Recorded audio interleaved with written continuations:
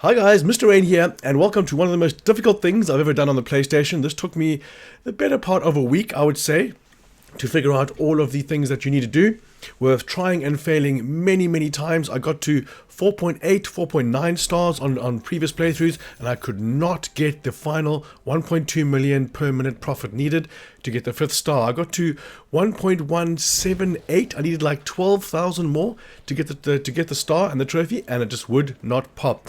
So I have learned a bucket load, and I'm very confident now I will be able to do the other Jurassic difficulties. After spending so much time on this, there are certain things I did not know and had to figure out with some tips from a buddy online as well. And there are certain things, like I said, that you just have to know. And my biggest problem, I think, was expanding too quickly. And the amenities were just destroying me because those things suck. This game should be called amenity management, really. But once you get the hang of it and you get to know how to quickly adjust the amenities without spending so much time on them, then things start going a lot smoother. I mean, I only build second, third, fourth amenities way into the game, as the initial ones you build are good enough. And we're going to get into some very hectic detail on all of this. I'm going to talk you all the way through this. Now, the first one that you're going to see here is the first paddock you build. Build it as much as you can to the same size as I'm doing it, because the animals, the dinos that you're going to put in here require a certain space, and as you probably know by now, and we're going to put some of the same species and a couple of other species as well in the first paddock. Now in the description, guys, there's going to be a very detailed timeline of exactly what I did, what I built, in the order I built it. So check down there, and that's going to be categorized within the stars, 1 to 2 stars, 3 to 4 stars, and so on. So at the start, you want to get your science center up ASAP, because nothing is researched. You have to research the viewing platform to actually get the first one going. And this one doesn't have any requirements, unlike the carnivore feeder, which we will get into later. But that is the start of it, and we're going to get cracking with this as soon as possible. Another big point for me was hiring scientists on my previous playthroughs and not really taking a look at their salaries. But with the Jurassic difficulty and with the penalties of this one being 100% salary cost and hiring cost for scientists is a massive point on the Canadian map. And again, we will go into a lot of detail organizing all that stuff for you. Okay, so we're going to add some water in there. Now, you don't want to put the water too close to the edges, because like I'm doing there, because you can't put viewing platforms close to them. Or sorry, I'm just going to call them by their names. It's the viewing galleries, and then the platforms are the high ones. And your money maker for the start of this one is going to be the Brachie, and he's chilling on the other side. Now, there's going to be a lot of cuts like I just had right there. A lot of them are going to be faded, and some will be dissolved, because I pretty much made this video as short as possible. It's a 4-hour 44 playthrough, and I think the video is just over 2.5 hours, or just under. And that's shaved off a lot of time, but not losing out on any information at all. So there we go. The Struthios are out and about within a couple of minutes of starting. And again, we're going to do some more straight away. And as soon as we do our recovery center, then we will go fetch our Brachie. I like to do one save right there. I do save a lot, because placing a building, doing other things like that, you have to load all the time. But I do enjoy the feature on this one where you can move buildings, which is absolutely vital, especially when you want to place the monorail, because it's kind of difficult to know how much space to leave for it. So we're going to put down some ground leaf and make sure he is A-OK. Little Struthios. Anything above 75% is going to be okay. And the penalty you'll get for the dinosaur welfare is so minuscule. The first couple of times I played this, when I had those 4.8, 4.9 stars, I had something like 13, 14,000 or even more, close to 20,000 appeal, because I was just trying to throw dinosaurs at the problem, and the problem wasn't the appeal, and the problem was the profit per minute. I had too many amenities out, and some of them were not earning money, somewhere in the red. But like I mentioned before, we're going to go into some serious detail for this. So as you can see over there on the right, we've got a couple of missions we have to do first, a couple of tasks, and that's just to get your comfort going. So slap your shelters out, slap your bathrooms out, and we will get the amenities going as soon as possible. We don't really want the response facility yet, but we do want the recovery center, and that's pretty much your ranger station. because we need to go get our money maker, the Brachiosaurus. Also, if you go to settings in gameplay, you can change the island lighting to 100% daytime all the time. And my buddy said to me, is that going to affect some of the nocturnal animals? And I can say now that it doesn't. I didn't even know they had nocturnal settings. It doesn't tell you anything about them.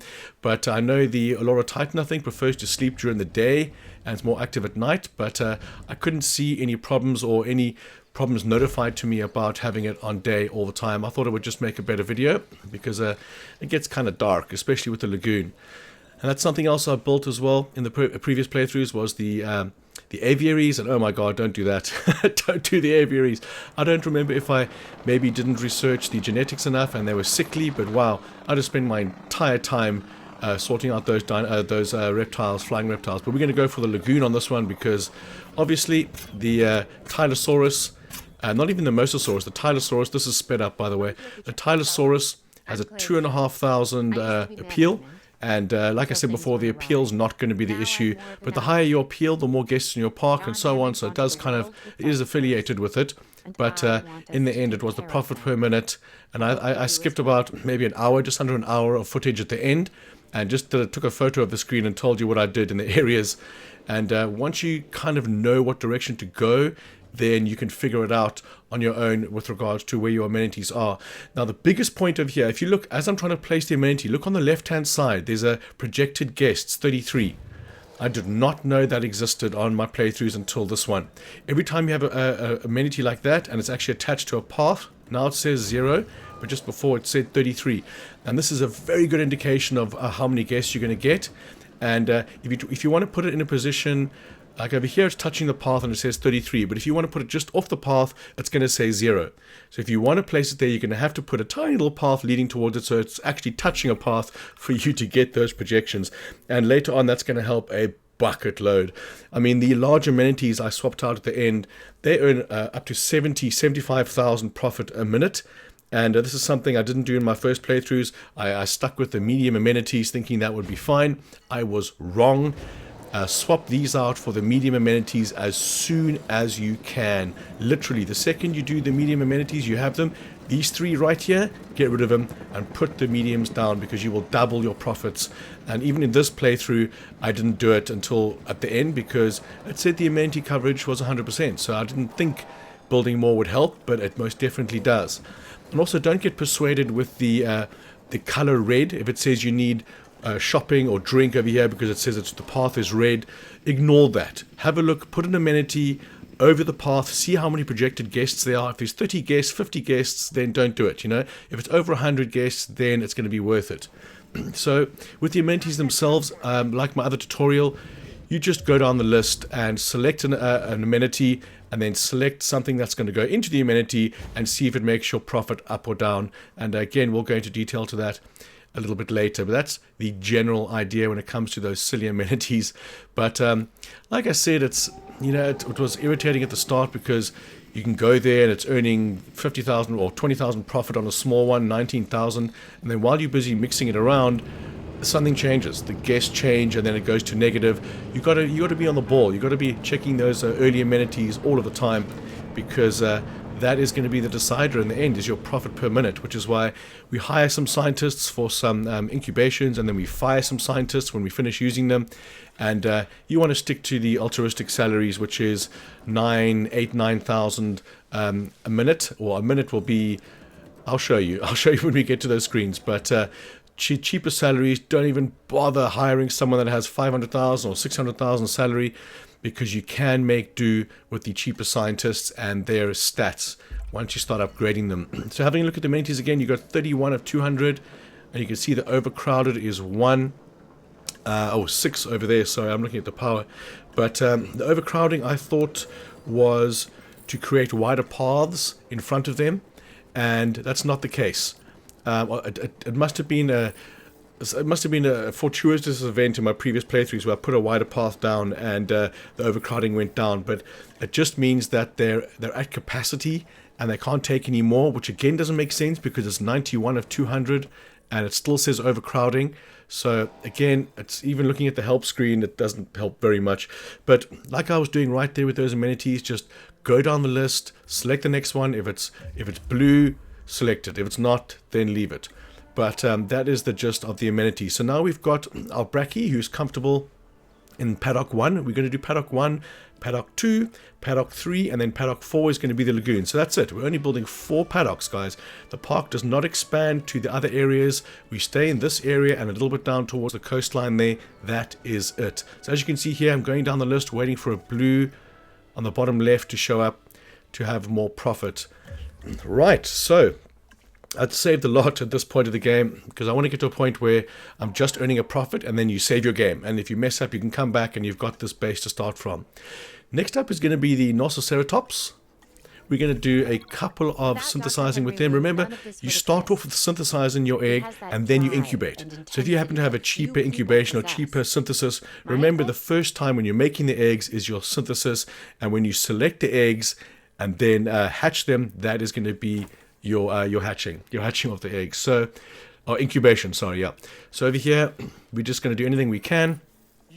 There we go, park increased. That's like within 10 minutes of play, we've got star 1 right there. And that's going to do a couple of things for your unlock. We're going to be using the dinosaurs that are unlocked for free. So you can see at the bottom left-hand corner, I know I'm doing it quickly there, but wow, this took a long time. And the problem with my editing program, I would have posted this yesterday. But unlucky. So as you see, going down the list, just having a look on the bottom left hand side, 3,600. Is there anything that's going to make it go up? Nope. Go to the next one. Anything that's going to make it go up here? Nope. And then you just leave it. So we've got our amenities, we've got our bath. As you can see over here, the guest comfort is 100% almost across the board. And then the appeal, we're not even going to look at that yet. We're going to have way more than the required amounts for all those appeals. So don't worry about that. And I know I'm spending a lot of time with the amenities. It's just at the start, you want to make sure those are profiteering because that's where the majority of your cash is going to come from. I don't look at them all the time like this at all. A lot of the time, I'll just even skip the video, me checking on them. You just got to be wary that they're there. Hold your mouse over them. Hold your controller over them at least. And check that they're doing the profits. Okay, then also Ceratops. There we go. Get in there, sirree. Then we need the power. Now, this is vital because the backup power generator you start off with will cost you millions in the end if you continue to use it. Don't. I build one power station and then distribute the power with the substations and then delete the backup generator because on this map, the storms are different. The storms affect the map differently on different levels. So this particular one is a blizzard and I didn't have a single fence break, a single animal getting irritated or upset because of the storm. All they'll do is disable your ranger teams, which is fine. In the other game, if you don't open your shelters in Jurassic Park 1, it's fine. You know, things will still pan out. This one, if you don't open your shelters, you will tank and you will lose the levels so quickly because your rating will go to balls. So what you want to do the second, this is not a storm by the way, I'm just saying it. The second a storm starts, open those the shelters and I will show you what to do, which will earn you hundreds of thousands more dollars and you'll actually come out of the storm having more money than when you went into the storm.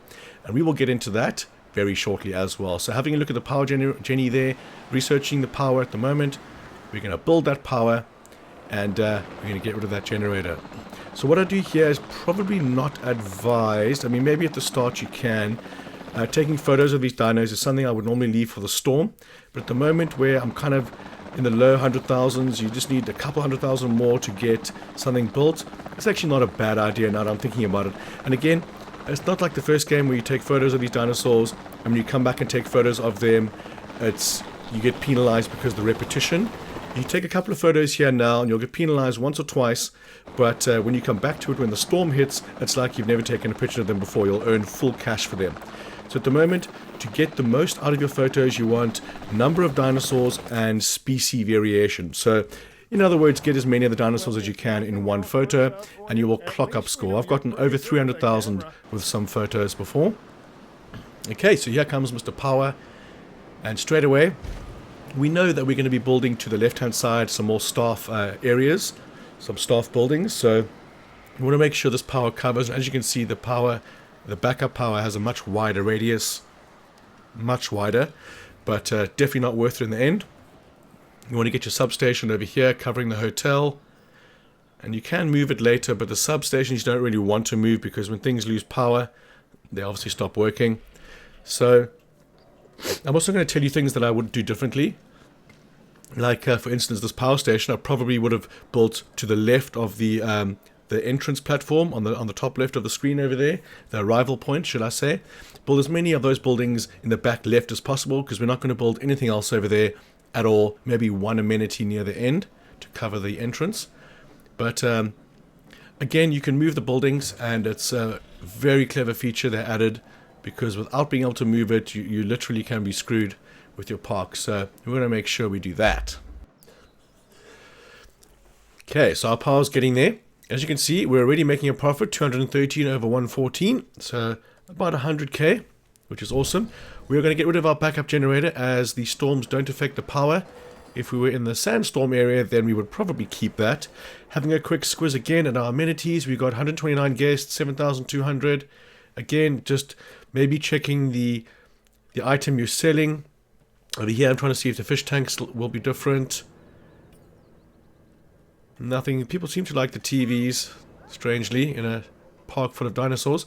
I always thought that the amenities should make more money in the storms, because, you know, I know you're sending everyone to the shelters, but the amenities stay full, and you should earn extra money because, you know, people are taking cover. But the aesthetic look of the amenities don't make any difference as far as I know, so changing them is not going to help anything. I do apologize if I sound a bit nasally, getting my yearly sick change, not the pandemic sick change, but my standard cold.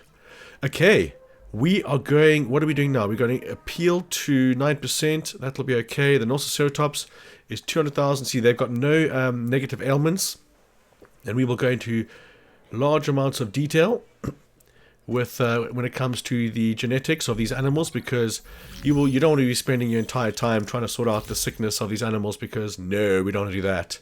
Look at that, park rating going up, which is fantastical.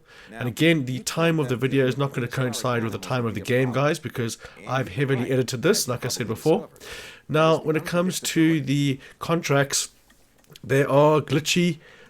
You select one, and then it asks you to select another one. And on the second selection, it's actually cancelling it. So just have a look at what contracts you've got before you actually try and select another one. That'll help quite a bit. And again, I don't spend much time on these amenities in the future, just at the start. You can see there, we got some Noroceratops and we have some Struthios in there. Now I want to try and get this out, 420k. I don't have cheaper incubation yet, I don't think. I'm not sure if I started with that one, because I did restart this 3 times to get it right. And so stoked when that trophy popped at the end. Oh my god. To put it behind me, it set me back a week. And I hopefully will be able to do at least one more Jurassic playthrough this weekend before I start my share plays again next week. But let's have a look at what we're doing next. Now normally I wouldn't have built the Expedition Center so soon. But I thought maybe it could be another source of income. You get those fossils that you can, well, not sell. Well, you can sell, but you can't sell anything. You can only sell the ones that don't have DNA in them, unlike the previous game. But the paleomedical facility is something I wanted to do first, because I think in one of my first restarts or second, one of the guys got sick, the dinos got sick, and it just spread and it destroyed everyone. So make the paleo kind of important after you've got the expedition, the recovery center, and you've got your brachie in there. We're going to do this right here. Looks like I went with the expedition center first. We don't want to go too close to that, John, because we're not able to get the path through there. Can we go to the right? I was lucky. Yes, we can. Clever sausage. Okay, so it looks like we went for expedition. And I'm assuming the paleo is going to be next. Let me check my list over here. We got Hatchery, Paddock, Synthesise, let's see, Shelter, Ranger, Response Facility. Yeah, so he's going to come a little bit later, even after the hotels. I think maybe I was like, let's just see if I can get away with it type thing. But it's not too expensive, although you have to research then build. And maybe you'll get a contract that helps you. Oh, I wanted to touch on the 5 million that you get offered at some point in this level. Now, sometimes it can be literally at the start. The first time you hit like 10,000, 11,000, bang, it's going to offer you 5 million. A lot of people are saying that they don't get offered this. And in this playthrough, I only get offered that 5 million way into the game, like two stars, just before 2 stars, or around 2 stars, which is about an hour and a half, 2 hours into the game. And all I can say is, Yes, do it. Do it 100%. The negative effects of taking that is as simple as maybe a gate being sabotaged or one building being sabotaged. It's absolutely nothing. The 5 million is 150% worth every cent that you get, and it'll help you dramatically. And if you don't get offered the 5 million, I don't know. To be honest, I didn't want to get offered the 5 million. I wanted to have a heading on this saying that without the bonus money. But when the money came along, judging from what I had and what needs to be done, then, I mean, I'm assuming it could be possible because I did this in pretty much under 50% of the time that's required, 4 hours, 44 minutes, and I could take this down to 4 hours quite easily, actually, now that I know exactly what I'm doing. But the 5 million is there. Take it, 100%. There's no reason for you not to take it. There's no benefit at all, nothing to do with trophies or anything like that. Grab the 5 million and tuck tail. So, a storm started right there, as you can see. See, I'm trying to line up as many dinosaurs as I can in one shot. Be sure to open your shelters, open all your shelters, otherwise you are not going to come out of this laughing at all. So, get into the helicopter, you push square, and I'm trying to get the Brachiosaurus along with all the other dinos in the background. As you can see, still 60,000 profit right there. Then we're going to go into the, there we go, the extraction. We've got a 500k piece of rock right there. That's the reason why I built the Expedition Center, with the hope of getting something like that. Now, I spent this playthrough without any cheaper extraction or cheaper expeditions. I think I might have had one. Not much, but the most valuable thing you can get in here, hands down, is the cheaper research.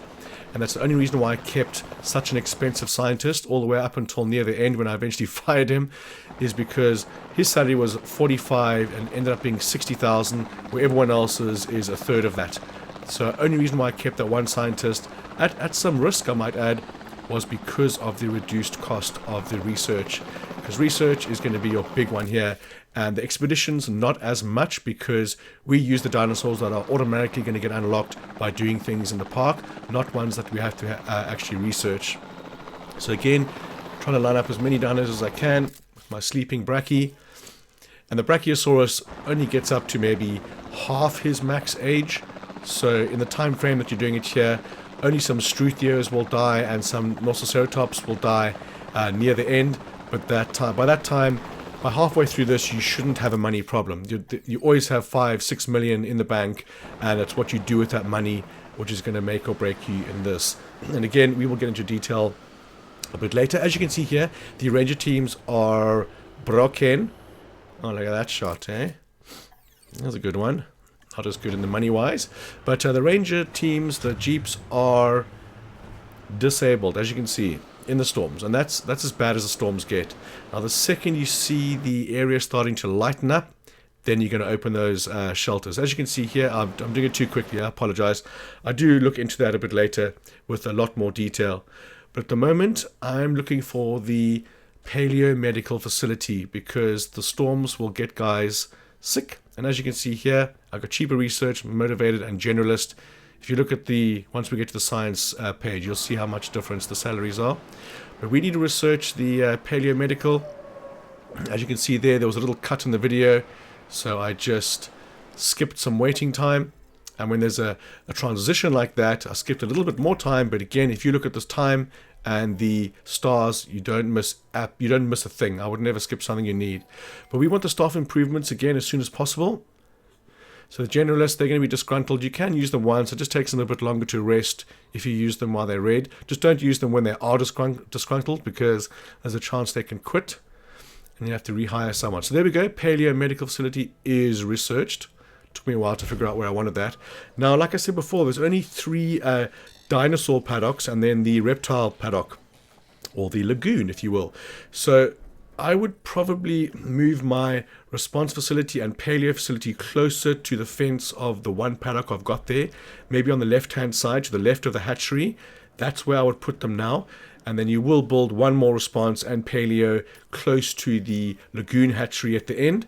But on the right-hand side of the hotel you see on the screen there, leave all that area free because you're going to want to build another hotel and amenities there. But to the left of where my hatchery is right now, that's where I would put my paleo and response center definitely. Also, I don't know why I did it, but my response center is facing to the right hand side now, when it should be facing the paddock that you're actually wanting it to use, because it takes them a while to turn around. So that's one thing I'll do differently.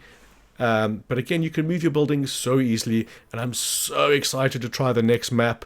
Well, I'm excited now. I hope it's not going to be as brutal as this one, but I know what I'm doing now.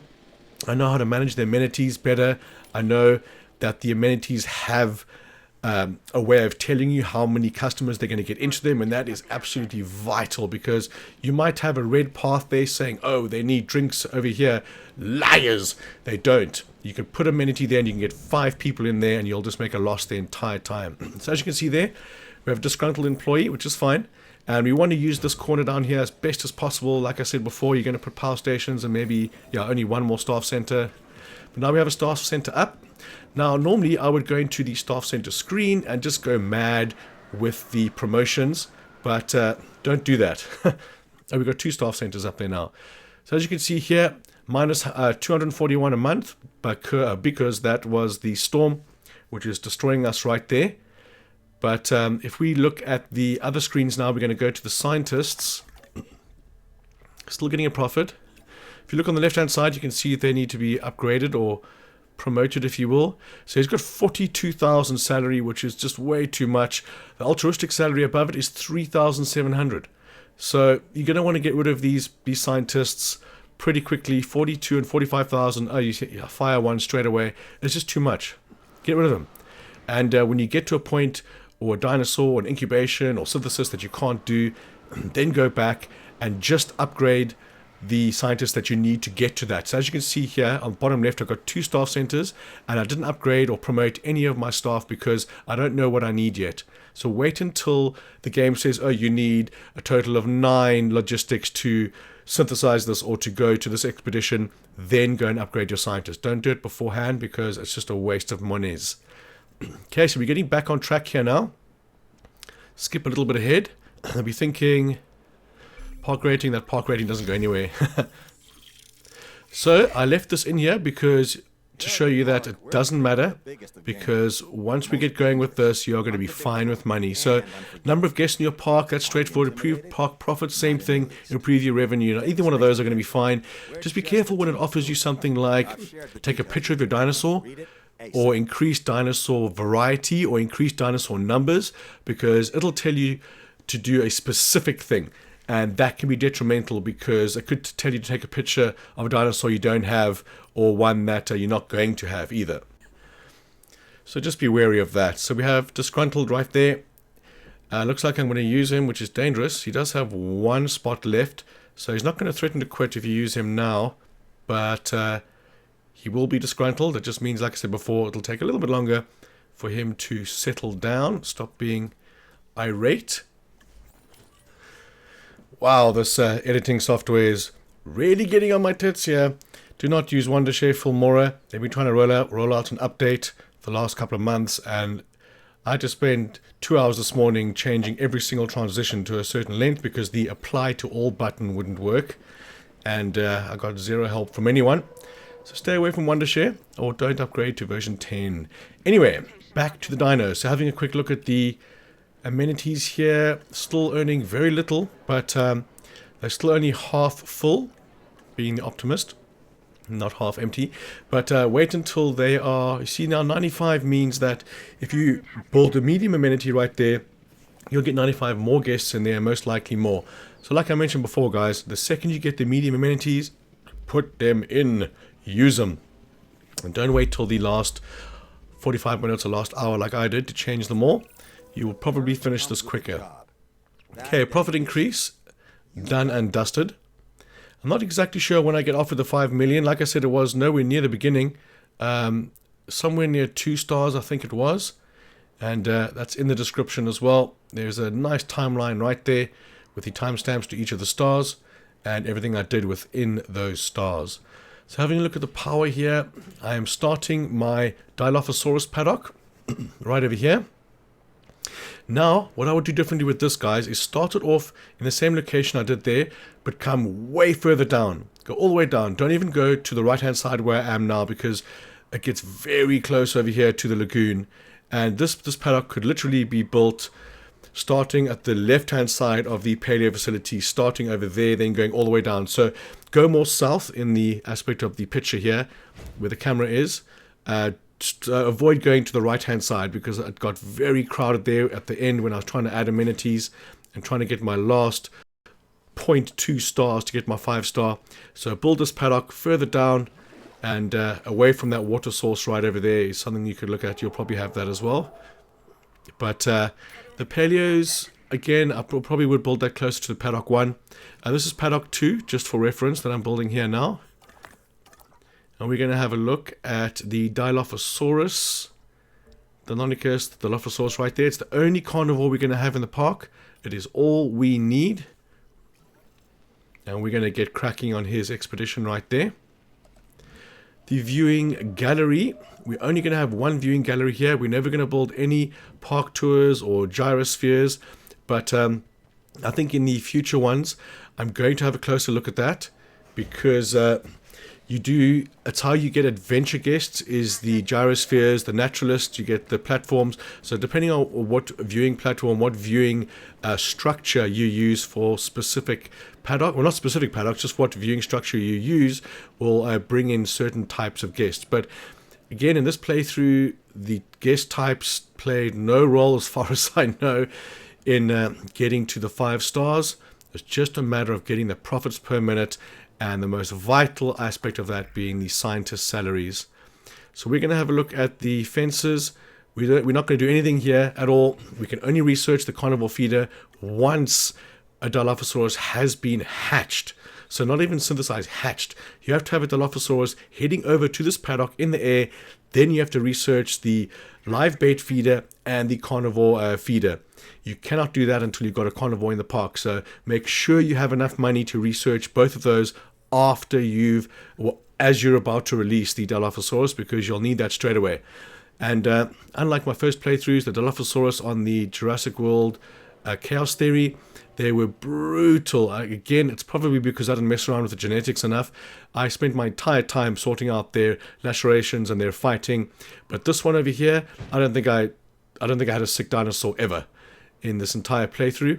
Keep it very small, keep it very tidy, because we take our time with the genetics. And because I finished this in under 5 hours, you can mess this up by 4 hours and still get it. So you've got plenty of time. Don't worry about the time. And having a look at the expedition, we're going to have a look at the Dilophosaurus. So we'll go for the money as well. We want to go for the dark ones. The Nodosaurus and the Dilophosaurus is kind of the 2 dinosaurs we're heading for now, to eliminate the species penalty. But that's only going to come when you add the Tylosaurus right at the end. You will reach your species mark. But we do put 4 species in Paddock 3. So Paddock 1 is the first one we built. Paddock 2 is the Dilophosaurus. Paddock 3 is going to be the slightly bigger one. I think it's going to be bigger, maybe same size. And we're going to put a lot of dinosaurs in there. We're going to put a lot of Titan. What else we got in the Nodosaurus, I think it is. Or the Proceratosaurus. No, not the Proceratosaurus. Let me have a look at my paddocks here. So Alora Titan, Amargosaurus, Gallimimus, and Polycanthus. Yeah, the smaller dinosaur we put, the Norsoceratops, we're going to put into Paddock 1, which we've got already. I thought there was someone else in there. I think we do put an armored dinosaur in there. Maybe it is just Paddock 2. We will see. We're going to hatch some more Nosatosaurus. Nausutosaurus, I think it is. But the Dilophosaurus, we want to get rid of any ailments they have. So right there, intense immune response. We have to research that.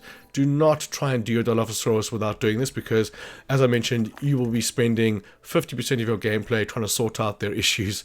So any dinosaur you have, the antisocial trait, the aggressive trait, the humble trait, those are the ones that you want to make sure they have no chance of getting, or a low chance. Because, as you know, you hatch some eggs and some are ailmented, are affected by ailments, maybe, and some aren't. But another point is, if you're trying to synthesize eggs and you don't have 100% of the genome, then there's way more chance that you won't get the max amount of eggs and more chance they will have negative ailments. So what I try and do is wait until I've got 100% of the genome before synthesizing the eggs. Then you can choose the eggs, then you incubate them. But I think with the Dilophosaurus, I said to myself, no, John, do not release any of those guys with any ailments, because it is such a mission. If they're aggressive, then they'll attack the Ranger every single time. I think the only one I did leave was the high diet with the Allura Titan, which is fine. You know, if they're starving, then they'll lose health a lot quicker. But, you know, you got to sort out the paddock before you put them in there, and everything will be fine. So intense immune response is what we want. I'm going to pin that node right there. It sucks that if you pin a building as a node, you can't take it away. This one, you can go there and you can unpin it. But if you've got a building that you want to pin and you don't want to have it pinned there, like I have the large hotel pinned for quite a while because you can't remove it. So ignore that when it comes. But as you can see here, I need to medicate 5 dinos in order to have access to the immune response, which is what I need for the Dilophosaurus. So that is something that's just going to take time. And there was another disease where I had to isolate the dinosaur, and luckily I had the Dilophosaurus paddock there empty, and I just transferred the Gallimimus or Struthiomimus, and that was easy enough. But if you don't have a paddock that is empty, when you get to that, just build a circle of fences and you'll be fine for 15 seconds. It is. So 1.2 stars. At the moment, we are heading for the... Let me have a look over here. We do want the... I thought the Polycanthus was in the first one, but it's not. We'll have a see what I do here. So the avian pox dart treatment, I think this is what I was just talking about. Is this the Gallimimus? Yes, it is. So this is what I was just talking about, the avian pox. As you can see in the bottom corner, quarantine all dinosaurs with the avian flu, avian pox. And that was easy enough because it was just one dinosaur that had it. So we're going to dart him ASAP. And we're going to get him out of there into the Dilophosaurus paddock for 15 seconds. And then transfer him back. And then we are able to cure his disease, which again will give us 1 of 5 cures for the immune response, intensive immune response. So yeah, like I said before, I'm pretty amped after this to start the next playthrough. I think it was something like 400 gigs of footage, edited down into just over 2 hours. Really hope you're enjoying the content, guys. Pretty please smash that like button for me. I have started a Discord group for my members to discuss this game, and it's very vibey at the moment. If you're looking for information, I will reply to comments. It's just a lot easier for me to reply on the Discord group because YouTube hasn't sorted out the issues with getting all the comments that people make. And I get a comment that was posted like a month ago, and I'm like, oh shit, sorry. But it is not my fault. For my subscribers, they know that I do reply almost instantaneously if I'm not recording. And I think that is a big part of having a tutorial channel like this, is to answer questions. And also I like answering questions, so that's amazing. That just works out, you know, it's a very symbiotic relationship. But anyway, let's get back onto the disease here. We're going to transfer. Have we done it already? I've been talking so much. Okay, so we're having a look at scientist. All I'm looking for is the altruistic salary, because those salaries at the bottom over there are brutal. And again, we'll get into more detail on that a little later. So this guy right here, you can most likely send your Ranger or your helicopter straight away to trank him again, because as you can see, he's only got 1 second left. And now we are able to research that. So we're going to trank him, go to the research, and knock that out. So I've got cheaper research. So even though it said 175, I was able to do it because of the cheaper research. Hands down, the most useful scientist you can have at the start of this game. Well, the whole way through this map, definitely. Okay, so let's have a look at the Nodosaurus. He has the, what was that, antisocial? Yeah, group adaptation. Now, because he's going in with a whole lot of other species, we have to get rid of it. We cannot have that dinosaur in there on a negative trait. Now, again, like I said before, there's a chance you could synthesize eggs that don't have negative ailments, but you want as many eggs to be without ailments as possible on each synthesis, because it gets expensive. So as you can see here, I decided to increase him 1 for logistics. I think it was just to be able to do the research. Let's see here. So he's rested now. Oh, sorry, I bumped the table there. And my cat's looking at me strangely because I gave her a fright. Hey, little sausage patch. She goes by different names, and I think at the moment her name is the Apatosaurus because she's a little patty cake. Hey, darling. This is when I would normally show you a picture of her, but I'm in the commentary stage. So we're going to fill this up once or twice, literally in the entire playthrough. I only come here once or twice because I don't know why, to be completely honest. They are quite busy. Another soon research point is going to be the fossil capacity. And I don't mean the capacity to hold fossils in there. It is the capacity to extract at the same time. It's plus 17 or something ridiculous, and it'll only ever cost you 50,000. So if you've got two fossils sitting there and you want to extract them, don't. Wait until you've got a full load and then extract them all, because it'll cost you 50k whether you do 1 or whether you do 17. Excuse me. So, provide for your guests. Don't lose scientists. Increase park rate. So, rating is going to be very difficult because it'll just say like 3 stars or something stupid. I would go with job security. With the scientist, because in my 2 weeks of playing this, whatever it is, I've never had a scientist quit. I'm assuming they'll quit if you try and use them if they are disgruntled. Not red, but disgruntled, because you can still use them once when they're red. So, having a look at the Brachie right there, he's 77%. He's fine. He's going to be totally fine for the entire game right there. He's missing quite a lot of tall nut, but if he's comfortable, he is comfortable. It'll only have a slight effect on the dinosaur welfare, and that affects your appeal. But you release one Dilophosaurus, and that makes up for it. I think Dilophosaurus is 99%, 99 appeal, or rating at least. So it's very easy to get around having some dinosaurs that aren't 100%. A majority of these will be 100% because the herbivores that we release, they all want the same thing. If they want ground leaf, the Struthios, the Ankylosaurids, they all want the ground leaf. The Olorotitans, which is the Hadrosaurids, and the Parasaurolophus, they all like the ground fiber. So you mix it up between those two, and then you're laughing. Okay, let's see what we got here. We got the Nodosaurus, 91% antisocial trait is on. I'm not sure if I've researched that because I'm commentating on the editing software now, and the screen is pretty small, so sometimes I won't be able to see. So having a look here, there, antisocial trait, sociability trait, should I say. So the long-lived, again, is not 100% necessary.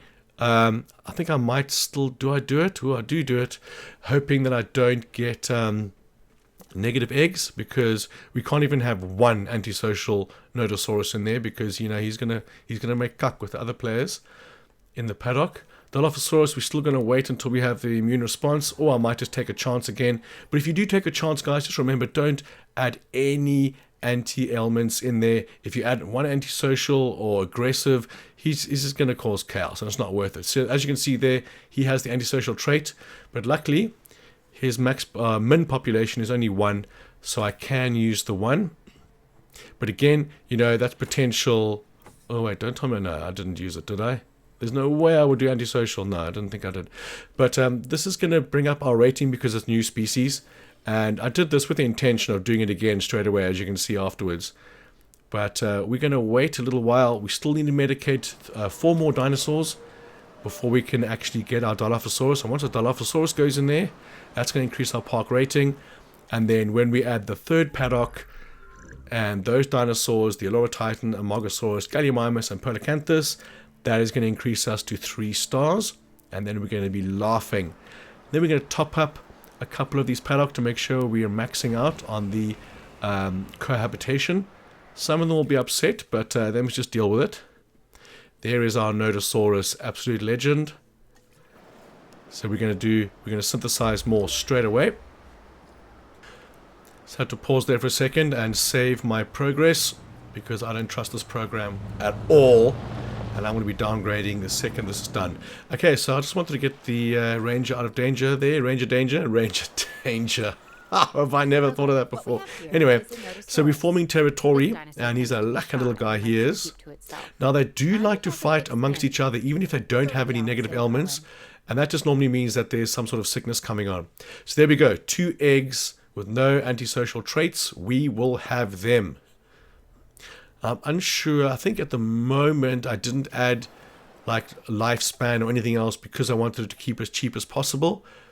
But when we do have the cash, and once we have the cash, like I said before, it'll be difficult for you to go under 3 million if you've had the luck and the skill, because there is both.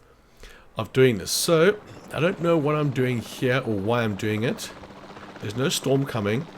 Oh, I've got 135k. Maybe I just need a little bit more. See, I'm not just going for the Brachio on its own. I'm going for Brachie and the other dinosaurs in the background there.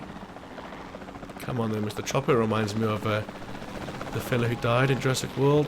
There we go. Look at that, 40k right there. I'll have it. And when you have the other dinosaurs in, like even the Dilophosaurus in the paddock down there, if you get a photo of these dinosaurs and Dilophosaurus in one shot, you can get up to 250k, 300,000 for a photograph, which is massive. You know, you'll wait 10 minutes for that kind of money. As you can see over there, I've got the Ranger Outpost in the Dilophosaurus paddock, but I haven't activated it yet because I don't want to waste the fuel. So here we go. We're wanting to do this. Why did I pin that when I know it's going to automatically unlock?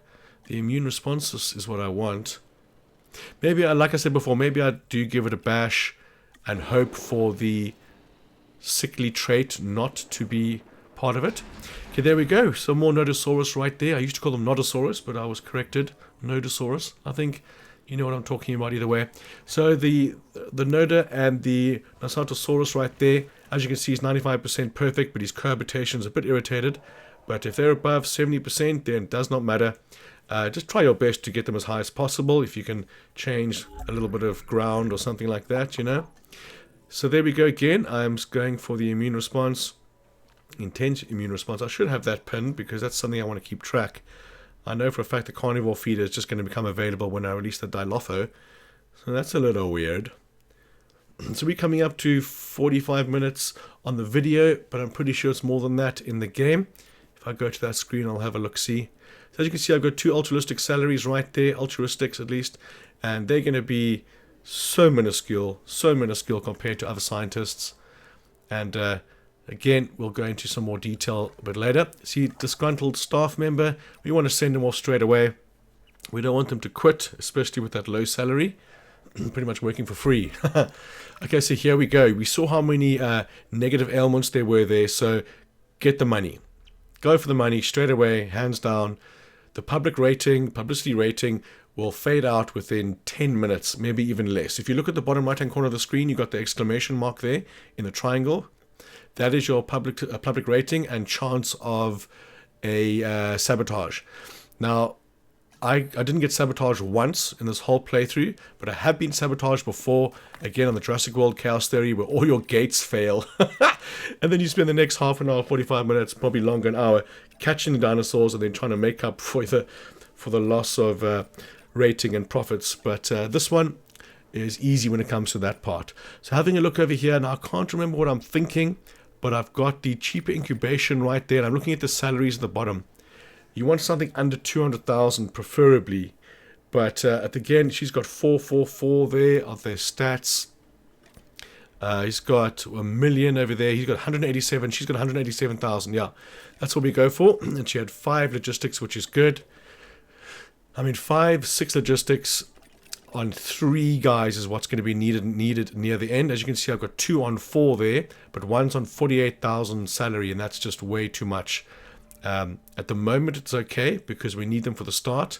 As you can see here, I've only got 1 dinosaur there because he's not at full he hasn't been extracted enough to get full genome. So we're going to hatch probably some more. I'm not sure what the population mark is for him. What is he on? He's on 95%, so unlucky to get 3 of them there with negative traits, but this is what it is. I really hope this video will be up and running later this afternoon because it's been a long time in the making, and the recording especially took twice as long. I think I spent 3 days, 6-7 hours each day getting to 4.8, 4.9 stars, and just imagine the frustration. I'm pretty sure you know, and it just could not pop it at the end. But with the knowledge of the amenities and being able to see potential guests, that's a massive point. Look at all those. Awesome. 3 eggs, 4 eggs, no ailments. Yeah, knowing what I know now, I'm very excited to start the next playthrough directly after this commentary. Super excited. So there we go. We have 5 Dilophos in the end, and I think I put down there in the description I've got 6+. And they don't mind a very small area. If you look at the size of that paddock on the right over there, paddock 2, It's tiny, and it could be slightly smaller, but there's just no need. Like I mentioned before, just make that a lot bigger down the bottom. Make it the full size of the viewing gallery, a little bit further south, if you will, of where we're looking at the camera now. And I did mention that before. So having a look at what is coming up next, carnivore. So we're going to synthesize. We got 1.1 million now. So this is when the incubation helps. Because now you're incubating. You've done synthesizing, now you're incubating. And that's a 101 tutorial right there.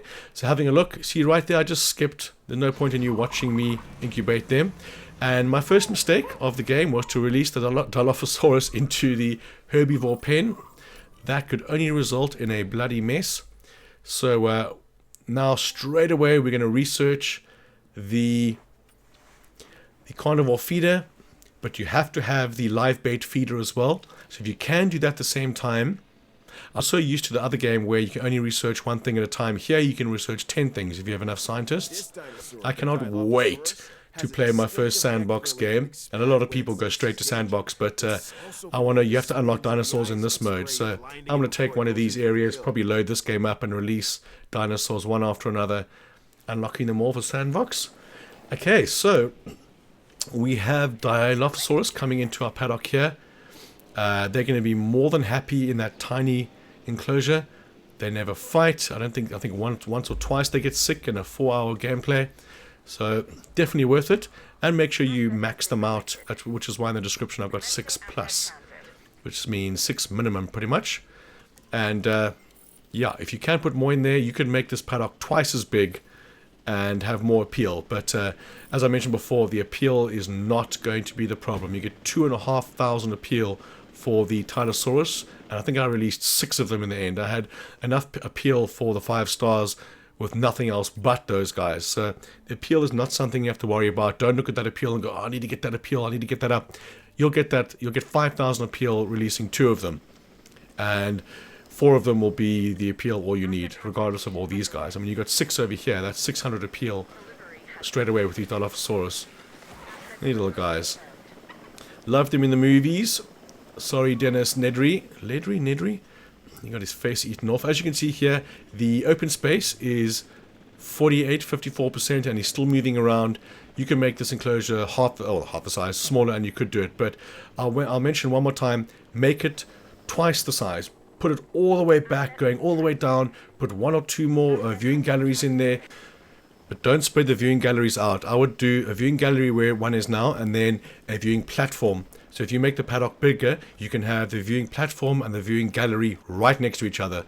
And that is definitely a massive tip, because you don't want to spread them out. If you have a viewing gallery on the bottom left-hand corner over here of the paddock, then you're going to have to do amenities there and everything else. But where the current gallery is, that is where the amenities are going to go in the future.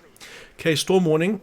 We laugh at storms now, although 200,000, not laughing just yet. Now we've added our Ranger task, and we've added our live feeder and our carnivore feeder. So as you can see right here, this is going to shoot up now. It should. And it's weird they don't get affected by the storms or the cold. If they do get affected by the cold, then they just get sick, but they don't get like antsy and start breaking fences. We saved the game right there. And we're going to open all the shelters. Something I should have done the second that thing started ringing. And then again, with that kind of money left, I would definitely get into the helicopter. And also your satellite view doesn't work when the storm is going. If you go to satellite view, you can't see the dinosaurs. But as you can see in the bottom right hand corner, our sabotage alert is almost finished. And we didn't get anything for that. We didn't no penalization for the money take. And I don't even think anything happens for taking the 5 million. Just publicity rating down a little bit, and then 10-15 minutes later it's gone. So take the money. I'm just glad I didn't get the money at the start, because a lot of people were saying in other videos I've seen, oh, can you do it again where you don't have the 5 million at the start? I didn't get it. Then I would keep going until you get the 5 million. If you don't get 5 million by like 3 stars, then you're probably going to be okay anyway. It'll just take you a lot longer. So as you can see here, we have the Dilopho photographs. 41k for the second or third photograph. Excuse me. Now we're going to go back to the Brachie over here, And we're going to line him up with as many dinos as we can in the background. Thanks for playing. I should have named him. I would name him Steve. Let's call him Steve. And we're going to get as many photos as we can in here. As you can see, we started off on 150k. Now we've got 400,000 for these photographs. Make sure you zoom right in. Get as many dinosaurs and species as you can. There we go, another 66k. Like I said before, the storms become our bitch. And we will be able to have more money exiting the storm than when we actually went in. Which is, this is the perfect example of that. So, once you've taken enough pictures and you start to get less than 10k, then probably fast forward the storm, because you might have a couple of sick dinos. I'm trying to find one over there. They still need stasis check because the Rangers are disabled during the storms, but the Paleos are not, funnily enough, as far as I know. But because they can't do stasis checks, they can't tell if they're sick or not, so I guess that makes sense. Oh man, I'm so excited to play the new game. What is the time now? It is 11:30. Got up at 6 o'clock this morning, ready to commentate, and then I had to change every single transition, 186 transitions in this video, to 0.14 seconds from the 4 seconds that they start off with, because the apply to all button didn't work. How crap is that? Okay, so we dropped, I think it says 5% or a couple of percent there, but that is okay, because we're in the middle of a storm and it's biased. So 73%, I'd like to get that up a bit more, get it up to above 80%, and having the space. See, I would now increase the size of that paddock, double the size of that paddock, put a viewing platform next to that viewing gallery, and then you're laughing. But as you can see here, above 90% and above is perfect, no problems at all. So park security, that's easy. Don't your guests get hurt? There's two the same there. Increase fighting? No, we're not going to be increased fighting. So any one of those first two will be fine. As you can see there, it starts lightening up. Open the shelter or close the shelters straight away the second you see it start lighting up, because that is your cue. The storm is over, and we are currently losing money, as you can see, but we've still got $250,000 or $500,000 waiting in the bank. Okay, moving a bit forward, we've got 188 of 174, so is that 188? Couldn't see there, but it's fine. If we are making a profit, it'll only go up now, and we start making a hefty profit pretty quickly. And around this point, like I mentioned before, have a look at those amenities. Have a look at researching the second stat of the amenities, because you could increase them a lot by putting mediums down. So her salary is too much. This is why I left it on the screen for such a long time. Is it says, oh, this scientist had a breakthrough, reward her with a small increase. Liars! It was like a $30,000 increase. So I went there for the first time. I saw 60k, and I just fired her straight away, because that is going to absolutely destroy your profit per minute. And now I hired two altruistic salaries here, which is less than 20,000, and their combined stats have more than the scientists I just fired. So be very wary of your scientists, and be very wary of the salaries they have, because they can destroy your playthrough. I fired her straight away because of that 60,000. So again, appeal means nothing. I just ignore it completely. I just want to see the species report, really. The visible dinosaurs will go up to 34. Guests over there, 99, 100%. So even if you go to your breakdown view and it says, oh, you need amenities here, or your accommodation goes down to 90-95, then do a hotel. There is no need to put another hotel down if your accommodation is 100%, because there aren't people. The hotel isn't full yet, is what that means. So I was having a look at the pathways here, and I'm thinking, what about the width? As you can see here, I'm looking at the path width, and the only reason I did this, really, I think at the time I was doing it thinking it would help with the overcrowding, and it does a little bit, but as you saw, the guest comfort was 100% across the board pretty much. So I did this because I want the next one. You don't really need the large hotel, but the widest path is going to be a good idea. And as you can see there, the one path goes from the arrival point all the way down. Have one path that's straight all the way down, and that's the only path you're going to need to widen, really. And then don't forget to do the little paths that attach the amenities to that wide path, the tiny little gap. Make sure you do those as well. So this is where Paddock 3 is going to go, and it looks like we're heading towards that right now. Let's have a look, see what we do. So look at the money-wise. We've got 350k. We want to start doing the fences. We want to fill up this entire area. So I sped this up a little bit, guys. I could have gone a bit closer to the edges here, But in the end, it didn't really matter because it's a way big enough area. My first playthroughs, I had like 8 or 9 Apatosaurus in one paddock, and one photo took almost $600,000 I got for that photo, and still couldn't get the park to 5 stars.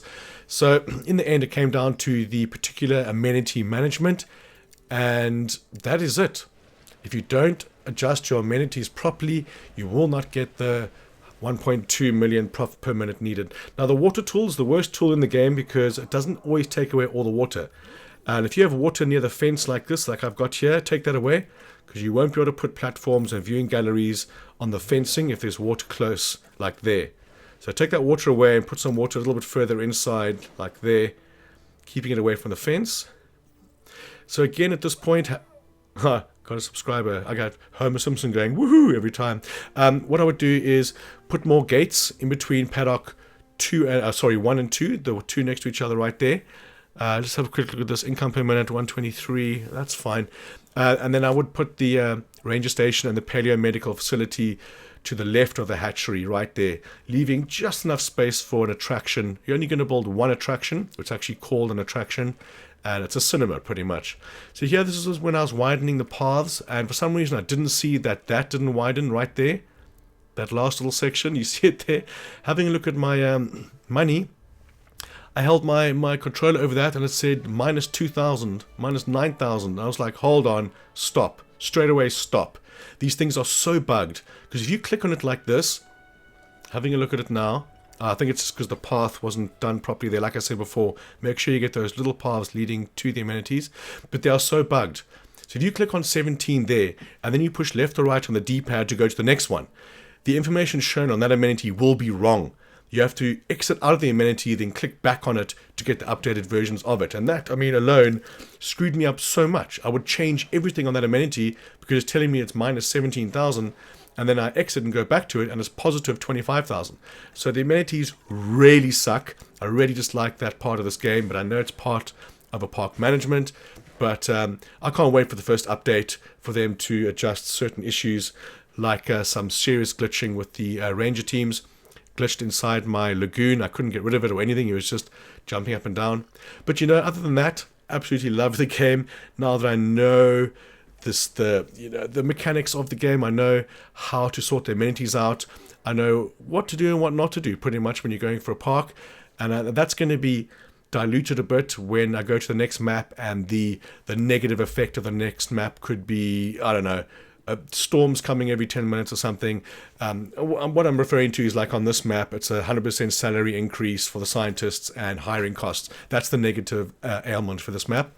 And I think they keep it mixed up by having different ailments on each map. So I don't have no idea what the next one is. Super amped for it, as you probably know by now if you've been watching from the beginning. I cannot wait to pick up this controller. I haven't picked it up in 2 days. I've got that itchy feeling, and that's not rash related. It's purely itching to play the game. So we're going to have a look. 17k is about right. 17 to 19k is about right. See over here, I'm going left and right. Sometimes when I go left and right, doing exactly that, it'll show the wrong information. So be wary of that. Also over here, you can actually click on the viewing galleries and you can see what appeal they have. So like a high appeal for a gallery is like 1,500. And a low appeal is like 100, 200. If you've got a gallery that's got 100 and 200 or 100 and 200 appeal, then it's almost not even worth having it there. Rather put a viewing platform next to another platform, another gallery that's making a lot of appeal. We will go into that a bit later as well. So cheaper research, we're going to use one more time. He will be disgruntled. Low cash, here is my 5 million. So just under 2 stars, like I said before. And I cut this, I cut a good minute and a half. You can't save your game, you can't load your game, you can't do anything. Right now, you have to choose what you want to do. So take the money, guys, take the money, because it is the boost you need. With that money, I can finish the paddock. I finished the paddock already. I can put all the dinosaurs I need in that paddock within 15 minutes, 20 minutes of playing this game. So take the money. And I know people were saying, is it possible to do a guide where you don't have the money? Yes. It would be if they don't offer it to me. If they offer it to me, then I'm not going to restart this playthrough for a 15th time. There's just no way. That's what the game is. You most likely are going to get offered the money at some point. It might be like me, 2 or 3 or 2 stars in, and it might be right at the beginning. But right at the beginning is going to make life a lot easier. But I think this is the more difficult playthrough, having the money just under 2 stars. So here we go. Staff Improvements 2 is what we're going to want in the end, but not right now. We're almost at 2 stars, so we just got to get over that threshold. Look at 320, 122. We are looking pretty with that kind of profit margin. We've got the Nodosaurus in there. They are all happy. We've got the Dilophosaurus right there in front of the viewing gallery, which is fantastic. It's going to get a lot of appeal there. 100% perfect. I would look at putting some more Dilophosaurus in there now. But again, the appeal is not something you're going to have to worry about. That's going to be lemon bloody squeezy later. It's just the profit per minute, which points directly at the scientists. So I've got, look at those salaries, all under 15k except for the last one. See here, pay for training, lose the money, just do it. Anything negative, that's like $200,000, it doesn't matter, you got 5 mils. It will be okay, but keep an eye on those scientists because they will be the death of you. So if you look in the bottom right corner, we have a high chance of sabotage. That is for taking the 5 million. And I don't even think I get sabotaged. I think it's either sabotage or the public rating. I think it's a combination of both, like caution. But warning you that a sabotage is coming or potentially coming is no help at all.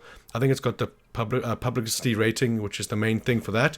And again, that will be gone in 10 minutes. So take the 5 mil, hands down. So we're having a look at the efficiency upgrades now, or cost upgrades for certain buildings. Here, this one took me a while to figure out. The extraction capacity is $1 million. Now, I just got the 5 million, and I sat on this for a long time. I even left it and came back, and then I was like, yes, 100% yes. You will save yourself hundreds of thousands of dollars by accepting or installing that mod, because like I mentioned before, at the moment you can only do like 7 or 8 fossils for 50,000, but adding that capacity upgrade.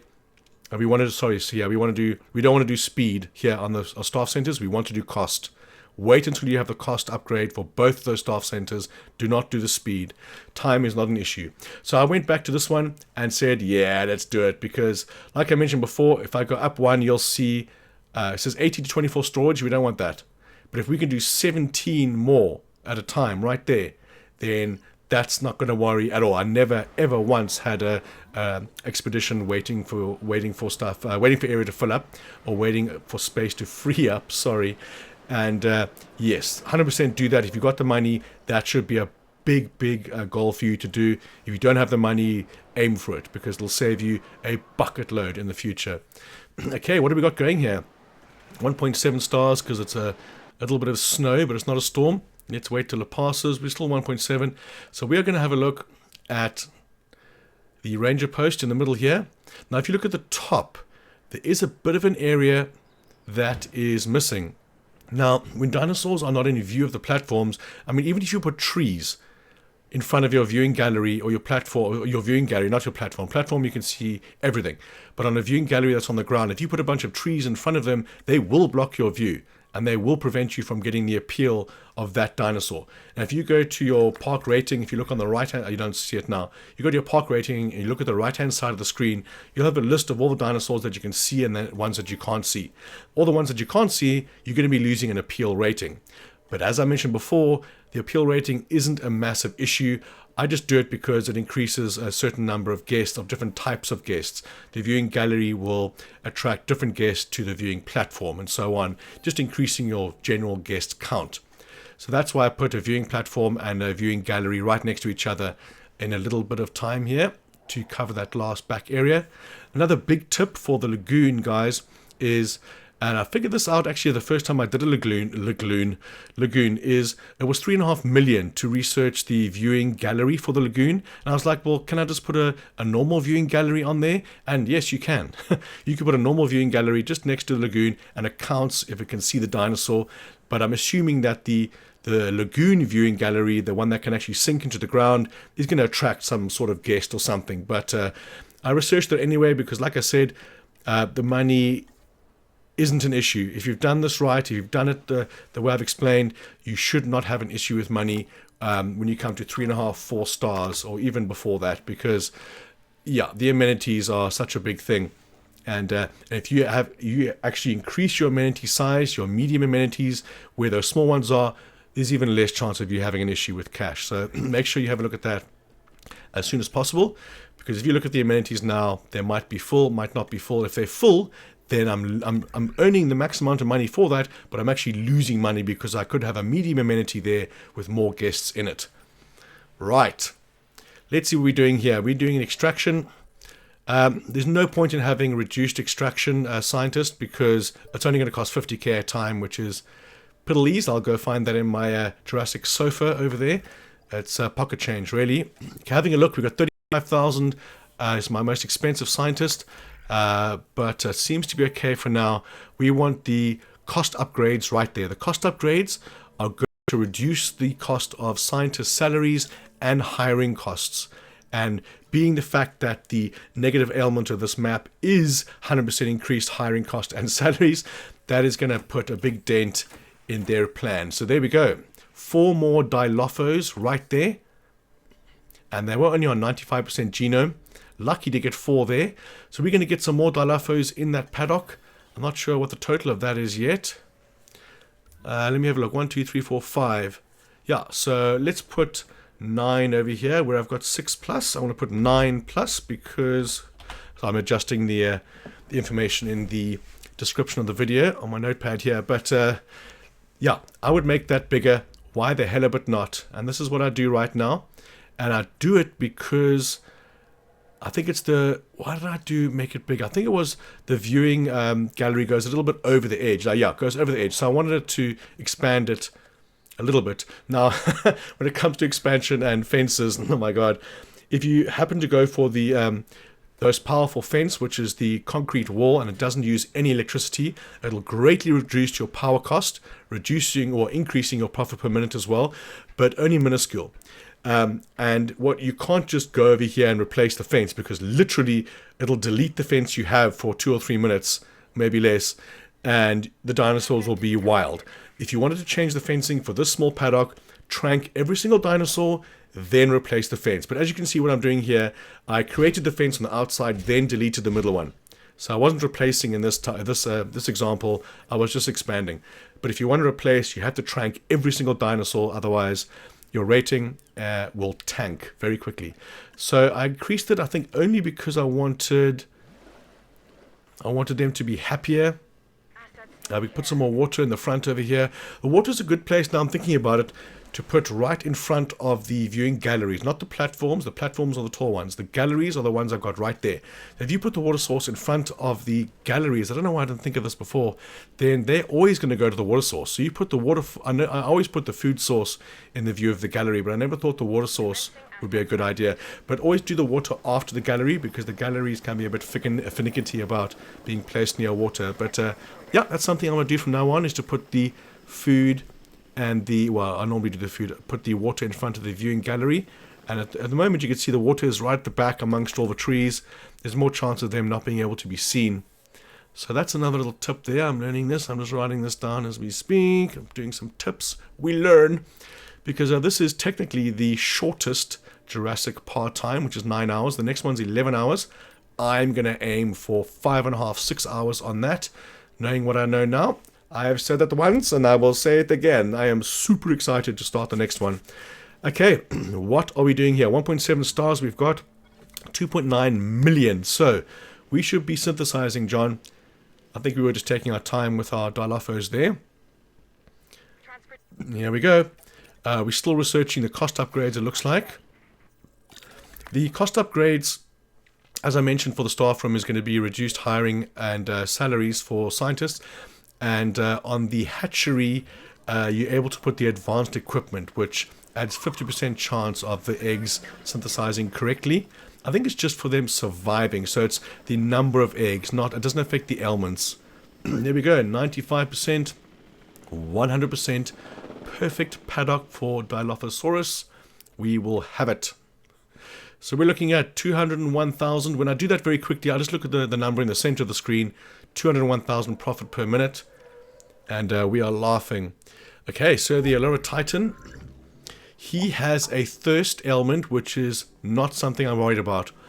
I would focus on the cohabitation on all of these dinosaurs. If there's nothing else like the Titan, I don't care about the thirst. There's lots of water.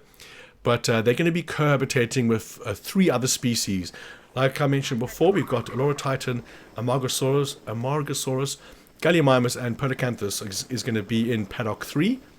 The Dilophosaurus paddock here being Paddock 2. So the cohabitation and the aggressive ailments are the ones that you want to have a look at where possible. See, look over there. If I just clicked on that, there you go. You can see the rating. Oh, I didn't see it there. I don't know where it was.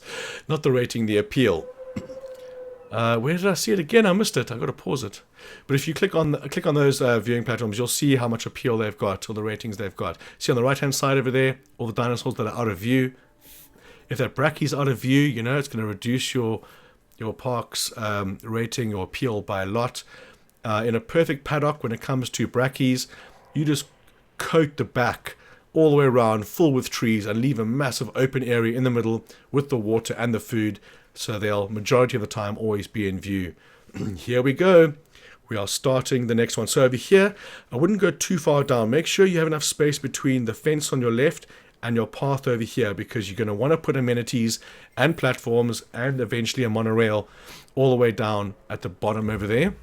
And it does get very tight. I did mention before, near the end, there's just a picture of the park I show you, and I have arrows pointing to what I changed, because it took me an hour to do it, but there was no need to show all of that. But we will get into that fairly shortly. Okay, having a look at the cost upgrade research. So here, improved administration, we definitely want that. Hiring cost by 25% and salary. So sorry, that is where the salary and hiring cost differs. Sorry, not the staff room. It's improved administration, only for 100k as well. Yes, do that. 100% do that. I apologize, it's not the staff center. The staff center is, let's see, cost and training. Training, okay. So the increase when you train them. I keep saying promote them, it's train them. So put the staff cost on there, because the resting time, as I mentioned, has no effect. Might as well save the cash where we can. Okay, I don't know what the hell that all was, but let's see what we've got. 226 per minute, 141% on the last check. So doing absolutely smashingly right here. We are going to start the next row down here. So we're going to slot another viewing gallery right there, checking out all those trees. We're going to do another gallery over here, and then we want to research the platform. And again, guys, in the description, there's going to be a very long laundry list of everything I built in the exact order that I built it within the stars. So have a look down there if you want it. It is waiting for you. So looking at the cheaper research and the altruistic salary for the research of the platform right there, pretty cheap. We want to keep the paths straight all the time, because it's easier to add amenities when it is straight. Kitty, you're getting very close to that off button on the computer. We don't want you to reset, my darling. Okay, so we are going to go for Titan. He is going to be the first one I'm going to throw into Paddock 3. And he is going to have a ground fiber diet, which is going to be the same as the Amargasaurus and the Gallimimus. I think the Podocanthus is going to need the ground leaf, which is the same as Gallimimus, I think. But either way, there's going to be more than enough room over here to have 4 species of dinosaurs right there. And again, I think it's the way they've made it. Oh, right here, I'm thinning out the trees on the path from the gate to the ranger post. So the rangers can have easier access to the ranger post from the gate on the bottom right over there. So don't have a whole pile of trees at the entrance of the gate, because they won't get very far. Not at all. Okay, so let's have a look over here. 210 per minute, still smashing it. We're going to start with the small amenities, restroom, and the shelter. See, I want the medium amenity right there, guys. That is my vital mistake right there. Research the medium amenity right there. Do not put small amenities down here. There's no need for it. At the end, they're going to be so full, I had to put, I think, 4 or 5 more amenities down in the same area to accommodate for the guest requirements. So definitely do the medium amenity, do the large amenity if you can. It'll probably make your playthrough quicker than mine. Also, if you do the medium amenity and large amenity here, and you are listening to what I'm saying now, please let me know how it goes. I really like to know that I've helped And I get a lot of satisfaction, or great satisfaction, knowing that I have helped people who have previously been unable to do this, like the Jurassic World Chaos Theory. I have 10,000 views on that video within a week, and such awesome comments, and I've learned a lot from people telling me as well. It's a very symbiotic relationship. And once again, I've created a Discord group for my members, free to get in there if you are a member. And we talk about the game, share pictures, achievements, ask questions. It's just an awesome group. So email me from the description if you want to get added to that. I cannot email you or post my email on the comments. It has to be from the description. Righty on, let's see what we're doing here. So here it says restrooms is going to be right there in the corner and at the start. But if you go to restroom, or you go to the view management view, you'll see the restroom is going to be like 80% anyway, so it doesn't matter. But we're definitely going to put one in the corner. Excuse me again. We're going to put one in the corner right there, and then let's see, amenity coverage. This is exactly what we're doing right now. So the amenity coverage is going to be a good one to go with, being sure, because the screen comes up where you select that, like I mentioned before, and then you select it, and then the screen comes up again. Okay, well, let me select it again, and it actually cancels it.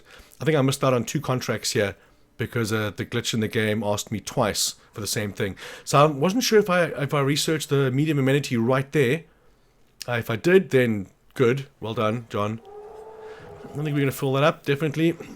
We're not short for cash now. As you can see, the money's never an issue right now. And here, you can see we can add 17 instead of the previous 7 or so. So still for 40k, sorry, for 50k, the price never changes. I was very stoked to see that. The first time I did this, I was like, you can do 2 for 50k, or you can do 17 for 50k. So definitely a step forward there. So I'm changing it around here so I can max out the slots over there, taking away one of the money makers because there's just no need. In the end, I think I had like 18 money makers, which I just did in one extraction, because you just don't need the cash now. You need the dinosaur genomes, so we can synthesize. That's where the money's going. So there we go. A whole lot of resting complete, and the fossil extraction I just did is now complete through the magic of editing. We're going to head straight back in here, and we're going to go for the guest attraction. Now, the attraction you should do near the beginning. Just do 1 attraction, because you do get a penalty for not having an attraction. If you look at your guest screen, it says number of attractions 0. So just build 1 to sort that out, and you should be good. You don't even research the extra modules. It's just going to be cinema or nothing. Or I think it's just cinema, really. The Allura Titan we're having a look at. We didn't have enough scientists. At 31,000 for that scientist is a little bit much. But looking at the money I've got now at the moment, I'd probably hire a couple scientists, maybe 1 scientist. I'm probably looking for a specific trait with the Allura Titan, probably genetics, and making sure I don't hire someone that cost $1 million. Let me see, he's 571. I ended up not hiring anyone. I'd rather just wait for my scientist to free up, because as mentioned before, it'll drastically affect your cost per minute. Okay, restroom, hotel, small there, medium amenity. I did research it. Woohoo, pat in the back. There's the guest attraction. Now I wanted to put it by the hotel, and I thought, no, another hotel near the paddock is going to be a better idea. So I went to the entrance over here and put it as far back as I could in this corner. But as I mentioned before, to the right, that little area to the right in between the hatchery and what I'm putting down now, I don't use at all. That's where I would put my paleo or my expedition center. Sorry, not expedition, the recovery center, which is your ranger station. I don't know why they changed that. But yeah, I would definitely move my ranger station closer to that, because I do end up moving it to put the monorail down. I move the science center over there as well. I don't move the power station, because that will destroy the power for everything in your park.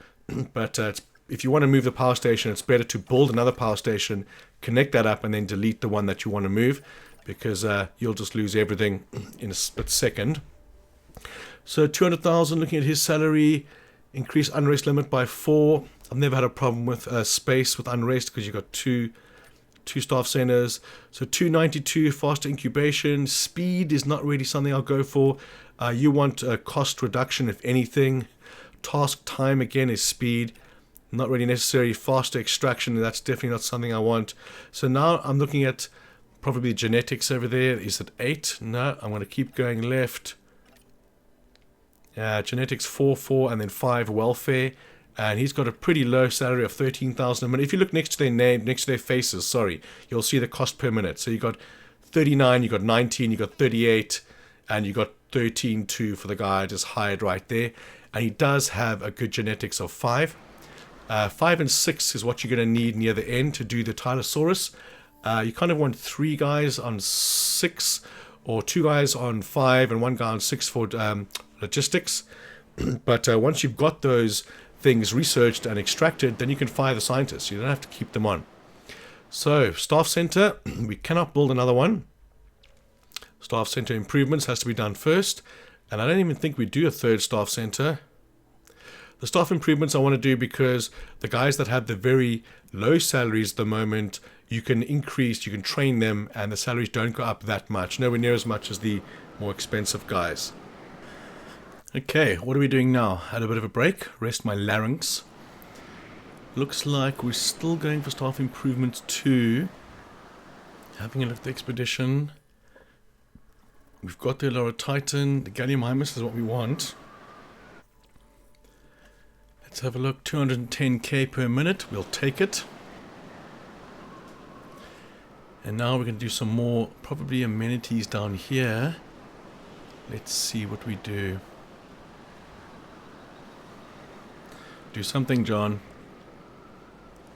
So the medium amenities is what we're going to go after. We're going to put them on the upper side of the path because you want as much space for the lagoon as possible. Over here I'm looking at the number of potential guests. If you look on the left hand side, projected guests was about 200. So knowing what I know now, definitely put that down. No doubt. Let's disinfect the feeder because they will all get infected if they chow from that. Not sure why I didn't put that amenity down straight away. Definitely something that can be done at this point. And that's sorted itself out. Now we can actually research this disease, which we will do. My cheaper research is on a break. Oh, he's on research as well. But it is only 100k, 175, so we'll do that, definitely. Research completed. Staff improvements 2. So I thought, oh, can we build another staff center? But we cannot. All we can do is add improvements to the current ones we have. But we're not going to change the staff reduction in cost because that is vital. Having a look over here. He's 31,000. He's the most expensive dude. I don't think I'm going to delete him because he does have cheaper research. It kind of makes up for it, being more expensive but getting cheaper research. Not ideal, but it's okay. Let's train some guys here and some ladies here. Genetics is on 4, which is good. We want to put that up to 5 when we can. That's it for now. So, what are we doing? Allura Titan. Did I not mess around with the genetics already? I don't think he had any negative ailments, just the thirst. But I would put resilience and the cohabitation up again, if that's something I haven't done already. Maybe I have. And we're going to do 2 batches of him. But we haven't got enough signed tests. So we're going to wait. And there we go. Synthesis completed. And we have 3 eggs, which are good. See, the first one I'm not too worried about. I probably would put it in there. But since I'm doing 2 batches, might as well have ones with no ailments. Do I go against what I just said now? Thinking. Yep, I've selected them all because thirst, as I mentioned, isn't that much of a negative ailment. There is plenty of waters there for him, or for them. And you can see the money's still looking pretty good. Doesn't seem to go below about that amount with the profits we're getting as well. And we go with the second batch straight away. And remember, this is synthesis, not incubation now. Unless I selected the same one there. But at the moment, I would put the amenities down here because there was 200 guests projected in this area because there are viewing platforms here. So I would definitely do that. No questions asked. There's only about an hour 15 left of the video. I think it's 2:44 and the playtime was 4:45 around there. But I definitely could better that time, although I'm most likely never going to.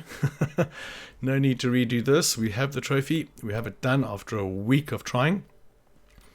We're going to go for the Amargasaurus right there, because he is going to be the next one in Paddock 3, which is above us over there.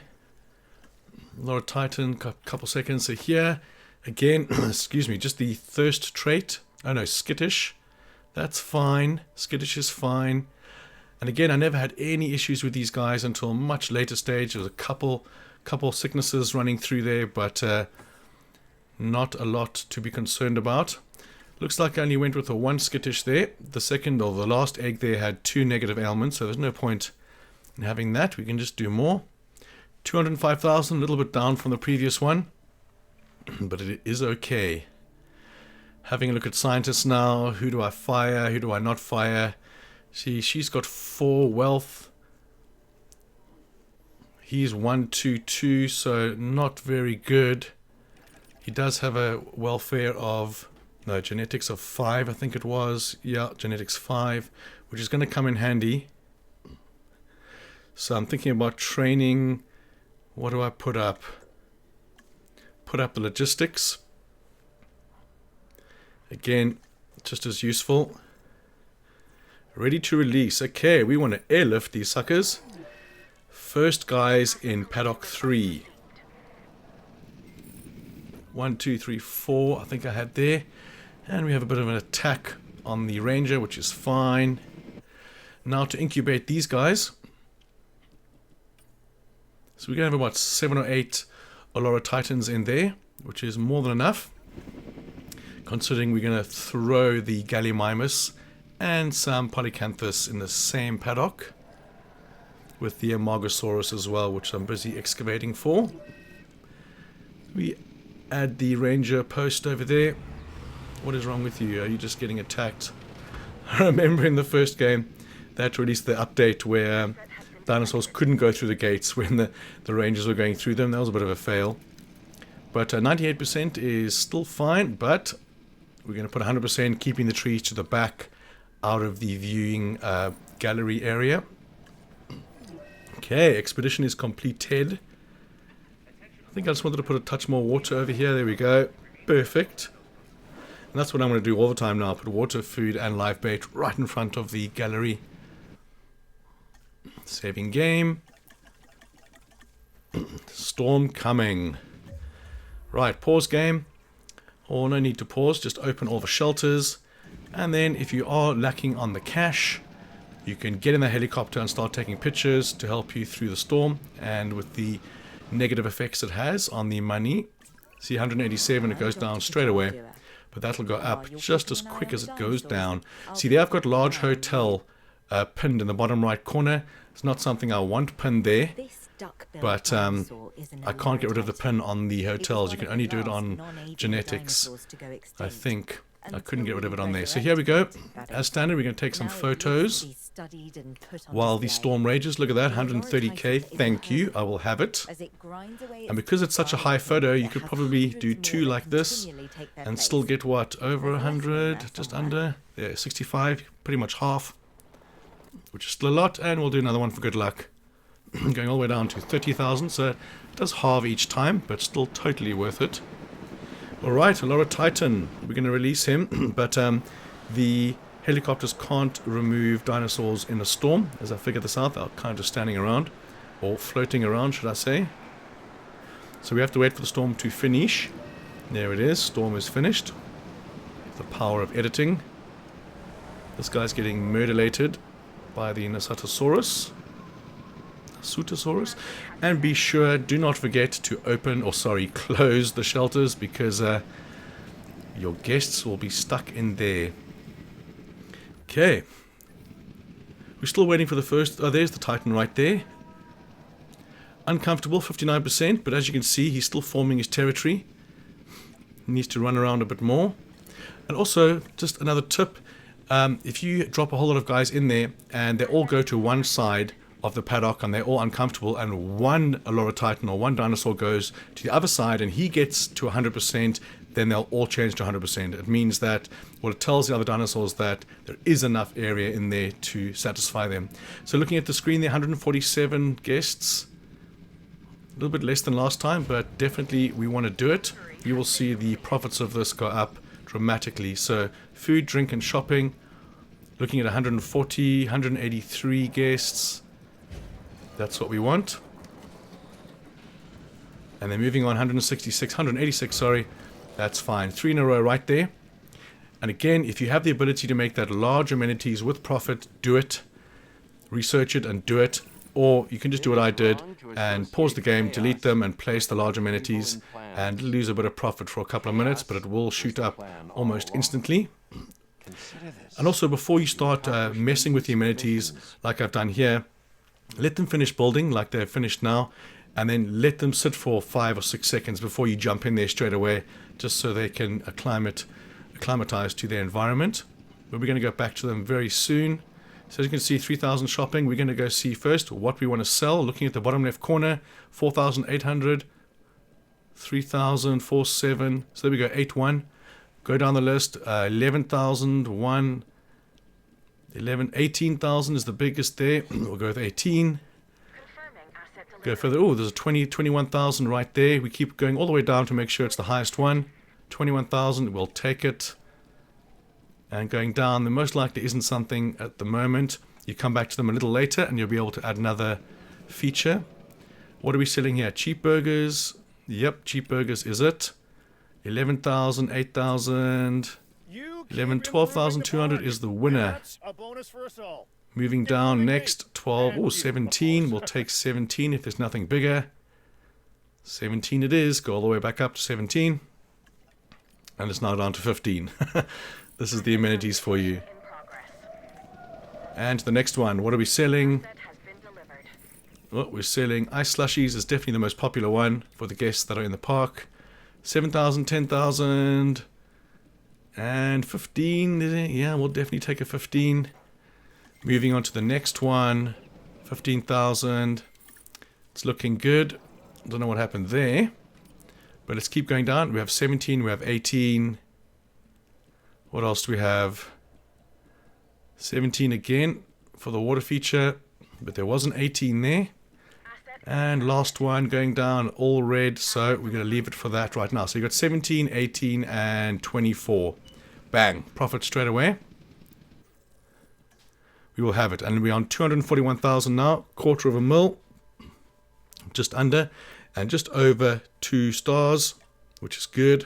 And as you can see, there's quite a lot of guest discomfort here, but that's going to be for the transport rating mainly, and we will sort that out fairly shortly. You can do it later, but as I mentioned before, it's difficult to place them because they're so big, and you can't put your tracks over the expedition center or the recovery center because there's helicopters. We'll put the first or second hotel right there, and the more dinosaurs you can see from that hotel, the better appeal it'll have. And I think you're most likely able to see that number like you can with the amenities, how many dinosaurs they can see, but that's going to change because they wander around. This is when we put the viewing platform just to cover the back of this paddock. Over there you can see there's a big area that's unseen, and we're going to put it right next to this guy. And if you attach it to the fence, which is electrified just like the viewing gallery, you won't have to put a power station, or sorry, a substation there, because it is attached to a fence which is somewhere attached to the area of electricity. Another little tip. But if I'd put that off the fence, I would have had to put a substation next to it. Okay, extraction, Amargosaurus. He is the next fella going into paddock 3. As you can see, we have more than enough space to extract them all. Just for 50k. Okay, we just need 3 genetics, but we'll use 4. Then we're looking for a specific animal here, the Polycanthus and the Plesiosaurus, but the Polycanthus is next.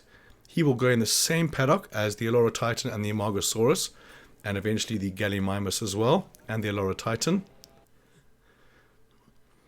So we're looking healthy. As you can see on the right over there, the dinosaurs that are out of view, you will lose appeal. But again, appeal is not something you have to worry about, guys. You release 2 of those Tylosaurus and you're laughing. The guest types didn't really bother me. Drink coverage and amenity coverage is good. 268. We went up a massive chunk there because of those 3 amenities we placed. Keeping it small, not expanding too far too fast, because that can only work at our disadvantage. Having a look there at amenity coverage. And before, if I saw one little red road with amenity like food, I would place it. Not seeing that there's going to be like 8 guests in there. It just tells you that they need it there, but ignore it. Ignore it. Just go on the potential guests. That's it. Okay, the Amargasaurus. He has appetite. Again, not something I'm too worried about. And depending on how much it's going to cost to research, it's going to be okay. I mean, if you can take it away, then do it. But it's just going to affect the eating area, which might have an effect on the other eating areas. But they have ground fiber or ground leaf, which is the same as the other dinosaurs. So that is why we put them in the same paddock. And we're going to start the Amargasaurus, which is also going to put another little tick on our species target, which is 11, I think it is at the moment. Yeah. Okay. Improved power distribution. Now, these power distributions I don't use because they have a much shorter area, and if you want to place some power out of range of that, you have to do 3 or 4 on the path to that, whereas the substations, you just run the cable along and you can place the substation where you want it to be without having to build 3 or 4 of those other ones. So I've never really used them. Might have a look at them at a later stage, but like if I'd put that platform off the fence, I would have had to build 3 or 4 of those things instead of just one substation. So unfortunately only got 1 egg there, but if he's the alpha, it'll affect the entire territory, and the food shortage will be sorted out. So we'll definitely synthesize him, and then we'll start another batch as soon as we can. We are close approaching the 1 hour remaining left on the video, and I hope you enjoy the editing and the removal of all the unnecessary editing, because it makes for a much more entertaining video, as well as shortens the video from 5 hours down to 2.5 hours. So that is good, and without leaving out any of the juicy information. So having a look here, my first amenities, they are 200 of 200 at the moment, which straight away to me right now says, okay, delete those and put the medium amenities right there immediately. Do that. You'll lose out for a couple of minutes, but it'll be worth it in the long run, because you'll be earning more than double than what I'm currently earning there. It seems so obvious now that I think about it, but nothing is obvious until you know it. Okay, Polacanthus. Well, I like to call him Polycanthus, but it's Polacanthus. We're going to take that gold over there, which looks like something out of Uncharted, for 840k. We'll have it. Slight profit on this extraction, to say the least. So what do we need here? We need 3 genetics. Why didn't I do it? I was resting some guys. Not sure why I didn't do that. I've got enough scientists. Okay, the Amargasaurus. Now, his population minimum, as I'm looking at now, is only 1, so you can release the 1 dude. And it's going to help because you can make him comfortable. And when you release the other dudes, then you know they're going to be A-OK. So I think it's ground fiber for these guys, which is the same as the Allura Titan, because they're all sauropods. So let's have a look here. Ground leaf. Oh no, it's ground leaf is the same as the Gallimimus. But we will see as it comes in. Looking at my other dinos after adjusting the food is always a good idea. Make sure they're still A-OK. They're in the high 90s, which is just marvelous. Sure, there's so many things I would do now looking at this game. Effectively moving the recovery center and paleo medical center closer to these paddocks, to the left of the hatchery, as well as making the amenities into the medium amenities and potentially even the large ones, if I can research that. So there he is now explaining about the Amargasaurus. We're just waiting for him to do his territory. But I should be going on to his needs, so you have those stats at the same time. But now we're going to do the next batch of Amargasaurus. Hopefully we'll get some more eggs. Well, more than 1 egg. Always a good thing. And 1 more. We need genetics. As you can see, I do have 2 guys resting, that's why. So I have to use 3 for that, which is fine. And resting is pretty damn expensive, but with that cost upgrade, it helps. So 87% is comfortable. He's so close to 90. But again, that kind of thing, now I like try and sort out, but there's just no need. You'll lose like 50 appeal, if that. And again, the appeal is not something you have to worry about at all in this, because you will boost that. You'll have 200% appeal by the time this is finished. Okay, now we're going to extract. John, you want the Polycanthus? Nope. I wonder what my reasoning behind that is. I think maybe I want to do this first, because the Polycanthus is what's next on the list in that paddock. Come on, one more. Having a look at science. They can all have a training. They can all be trained at least. But you don't want to just go mad. You want to select just what you need, like I said before, just to cover what you want to do, instead of doing them all at the same time, as what I was doing at the start. Upgrade, upgrade, upgrade. No need. No need to do it. Just upgrade what you need. As you can see there, I now have the amount needed. There we go. Still use 3 though. And then we're going to have a look at the... No. Do we want to put more Dilophosaurus? Maybe. Now my staff's busy. But again, the timing's fine. You know, the speed up, speed this, speed that. This is not necessary. Well, for this playthrough, that is. Polycanthus is what we want next. We want to make him 100% so we can get... oh, that's another tip, actually. When you go to the genetics, I think I might have mentioned this before. If you have a 100% genome, sure, they're less likely to have ailments, but also you have the max amount of genetic modifications you can do. So if you synthesize an egg at 50% genome, you'll have like one ability to change, or one slot to change. But if he's 100%, you'll have the maximum amount that you can actually change. So that's another reason to have a 100% genome. Okay, having a look at my amenities here. Don't know why I added this in. I think it's just to remind people that you could keep going back to them, because you could be earning more. Different types of guests come in. But see, guest 118, that's just what is showing now. They're pretty much maxed out. Change these for large or medium amenities straight away. And I think we must be looking at the monorail sometime soon. So 22, 25k profit is fine there. They don't like any other additions. See, now I'm looking for monorail. Monorail. Always reminds me of that Simpsons episode where they had the monorail. So there's like one of my first sick dinosaurs. Like 2 hours into the game. Maybe more. And that's just fantastic. Again, having the paleo facility closer, just to the left of that hatchery would be good. I don't put anything else there. So I only got 2 eggs there. I'm not sure what the maximum amount is, to be honest, because I think he's on 100% genome, but I'm not sure. But we're going to do it anyway. Let's see, game time 2 hours 13, yeah. And 278 profit per minute, thank you. And as you see, the money's looking pretty good as well. I think it's time to extract this, John. Why are you taking such a long time? We want the Polycanthus out. There we go. 2 signed tests. Come on. Okay, we did it. Disease contracted. So he went and scanned him. Now we're just going to... That did bother me at the start of the game. You send your paleo-medical dude out there and he scans the dinosaur and then drives away and tells you, oh, he needs to be medicated. Then you have to tell him again to medicate it. You think if you've got the research unlocked, he will just medicate it at the same time. But no, you have to tell him again.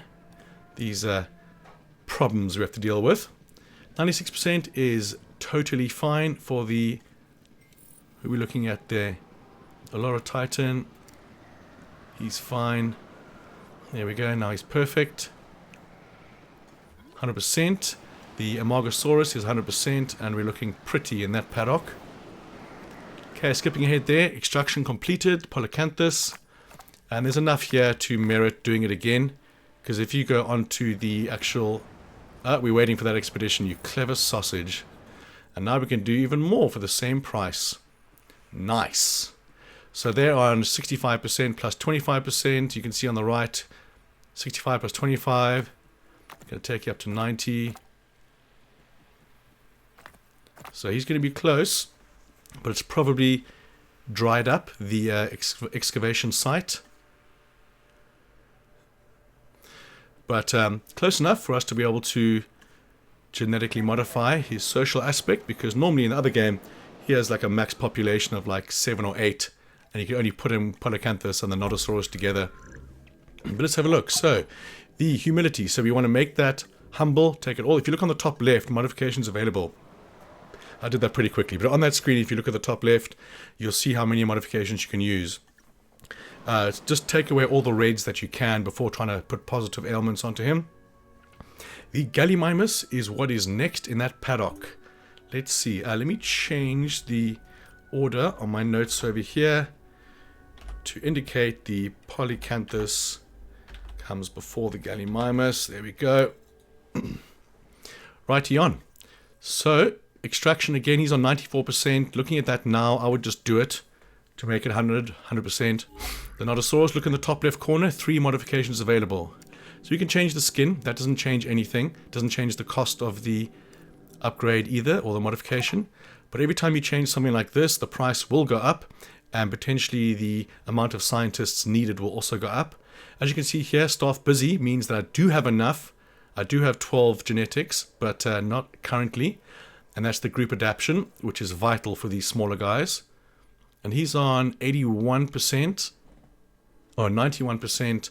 So again, might wait, or if you're not in a rush, I've got actually the Nodosaurus, or is the Polycanthus, fossils waiting to be extracted. I would have just done that. I don't know why I didn't do it straight away. Come on, do it, John. See, 6%, that'll take him to 100%, and I don't do it. Silly nana. But I have to assume I know what I was doing. See, 60% is fine on the Struthiomimus at least. I'm not sure if that was Galli or Struthio. But I mean, all the Struthios in this paddock are from 60%. And they're okay because they're just skittish. The needy Nodosaurus. He's a sauropod, sorry. Let's see where he is. This is the Brachie I'm having a look at here. I'm having a look at his age. So, age 38 of expected 107. So, like I said before, he definitely won't die in this playthrough. Park rating going up, almost about to hit 3 stars. 547,000 per minute. Yes, please.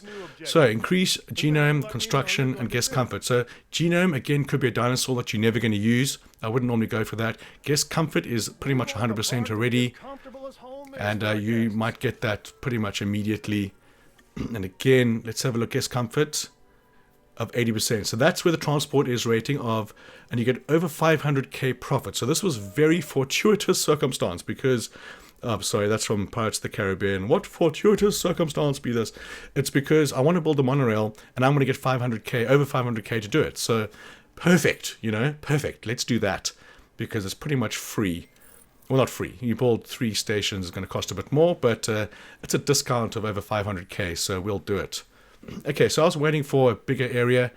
Again, I'm not quite sure why I go straight for the monies, because I don't need to do that. I should be focusing on the dinosaurs. And then like I did later in the game, I had like a whole almost 16 of these money makers to extract. But right now we want to go for dinosaurs. So that's something I would do differently now. Take away the monies. It is 360k, but it's the dinosaurs themselves is what we want. And I didn't extract that. Not sure why. I'm not sure at all. Appeal 36%, it's fine. 2,100 is easy. Release 1 Tylosaurus, and we're going to double that, more than double it. So don't worry about your appeal at the moment. Although it does help, you know, but it's not something to be worried about, like aiming to get higher appeal. It'll come naturally. So over here, what I do add is the hatchery upgrade. It's only 350. And we're going to use not the additional bays because you don't really need it. Well, you don't need it at all, to be honest. What I add there is the advanced equipment, which adds a 50% chance of the eggs making it, which is fantastic. And that's something I should have done earlier. And I wouldn't have got those 1 and 2 eggs with the Amargasaurus. But it all works out in the end. So, you know, it's all good. All good indeed. Okay, having a look at the scientist, we're just going to rest someone right there. 2.6 stars. Looking good at the moment. We've got some research going to be completed now. And extractions as well. And we've got expeditions on the way. Let's see what we do here. That's done and dusted. I think we want to go for the hatchery. No, what do we do next? Yeah, we just do a shortcut to it. Oh, it's done already. So advanced equipment is what we want. The other slot, additional bays, I mean, you don't need it. You can put it in. It's just going to cost a bit more for upkeep. And having 2 slots is more than enough because we're almost done with this hatchery. We'll only use it again when some dinos die. If 2 or 3 Struthios die in your first paddock, just do a batch of like 8 or whatever. That's going to more than make up for it. Okay, looking at storm defense, again, is not something you need at all on this level. The storms do not affect the buildings at all. They only affect the rangers. So no point in having storm defense. I'm pretty sure that's going to be different on later levels. Super excited to get into that, as you know. So just having a quick look at everything, making sure everything's in there. Improved yield, definitely on the Expedition Center, which we did before. And of course the improved administration. We're looking good from this point onwards. There we go, complete genome, Polycanthus. So we're going to have a look if there's anything else to extract. And this is something we might as well do, John. Be sure you do it. Come on. Don't be a doer. Do it. There we go. So the Gallimimus is the final addition and the 4th species to be added to Paddock 3. And that is all the dinos we're going to have. 296 is fine. Still 40% more than last time. Or was it 4.1? I don't know. Still good. Okay, so we're going to hatch some Polycanthus now. Or sorry, we are going to synthesize Polycanthus. But staff is busy. Probably should have had a look at the genetics right there. But we've got some guys resting, and we've got extraction and resting and expeditions going. So things are moving forward. Having a look at the power. No, we're looking at toilets. Transport is what we're going to do. Amenity coverage, you push triangle and it cycles through all of them. Again, amenity coverage is fine. But again, guys, change those small ones you put in the beginning for the large ones.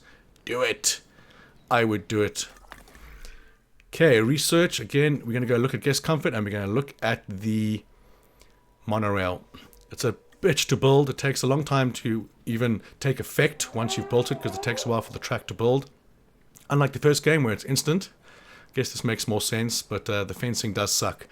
We're going to build another power station. We're not going to bother with the improved power output because it's minuscule compared to what a full power station will do. So we're going to stick with the power stations, definitely. Okay, so here, gain a million, gain public rating, but 4 times task time, which is absolutely fine. We will take the monies because we are in no rush, as we don't need this power straight away, but we will in the near future. So 4 times task time, oh, that's a mouthful, we can easily do. No questions asked. Okay, appeal 38. 530 of 641, so guests is fine. Accommodation is going to be 100%. Transport is still 50, so that's holding our appeal back a lot. And that will shoot up the second we put in these monorails. It's got to be careful where you place them, because I mentioned before, you can't put them over any buildings that have helicopters, expedition, and recovery centers. I want to fire that guy so badly. My profit per minute will go up by 30,000, but I do lose someone with 4 logistics. So we training a couple of guys. I think I do train him in the end, but sticking to what their specialty is. There's the Dilophosaur Paddock once again. Have a look at their age. 74 and 15 is good. There we go, complete genome.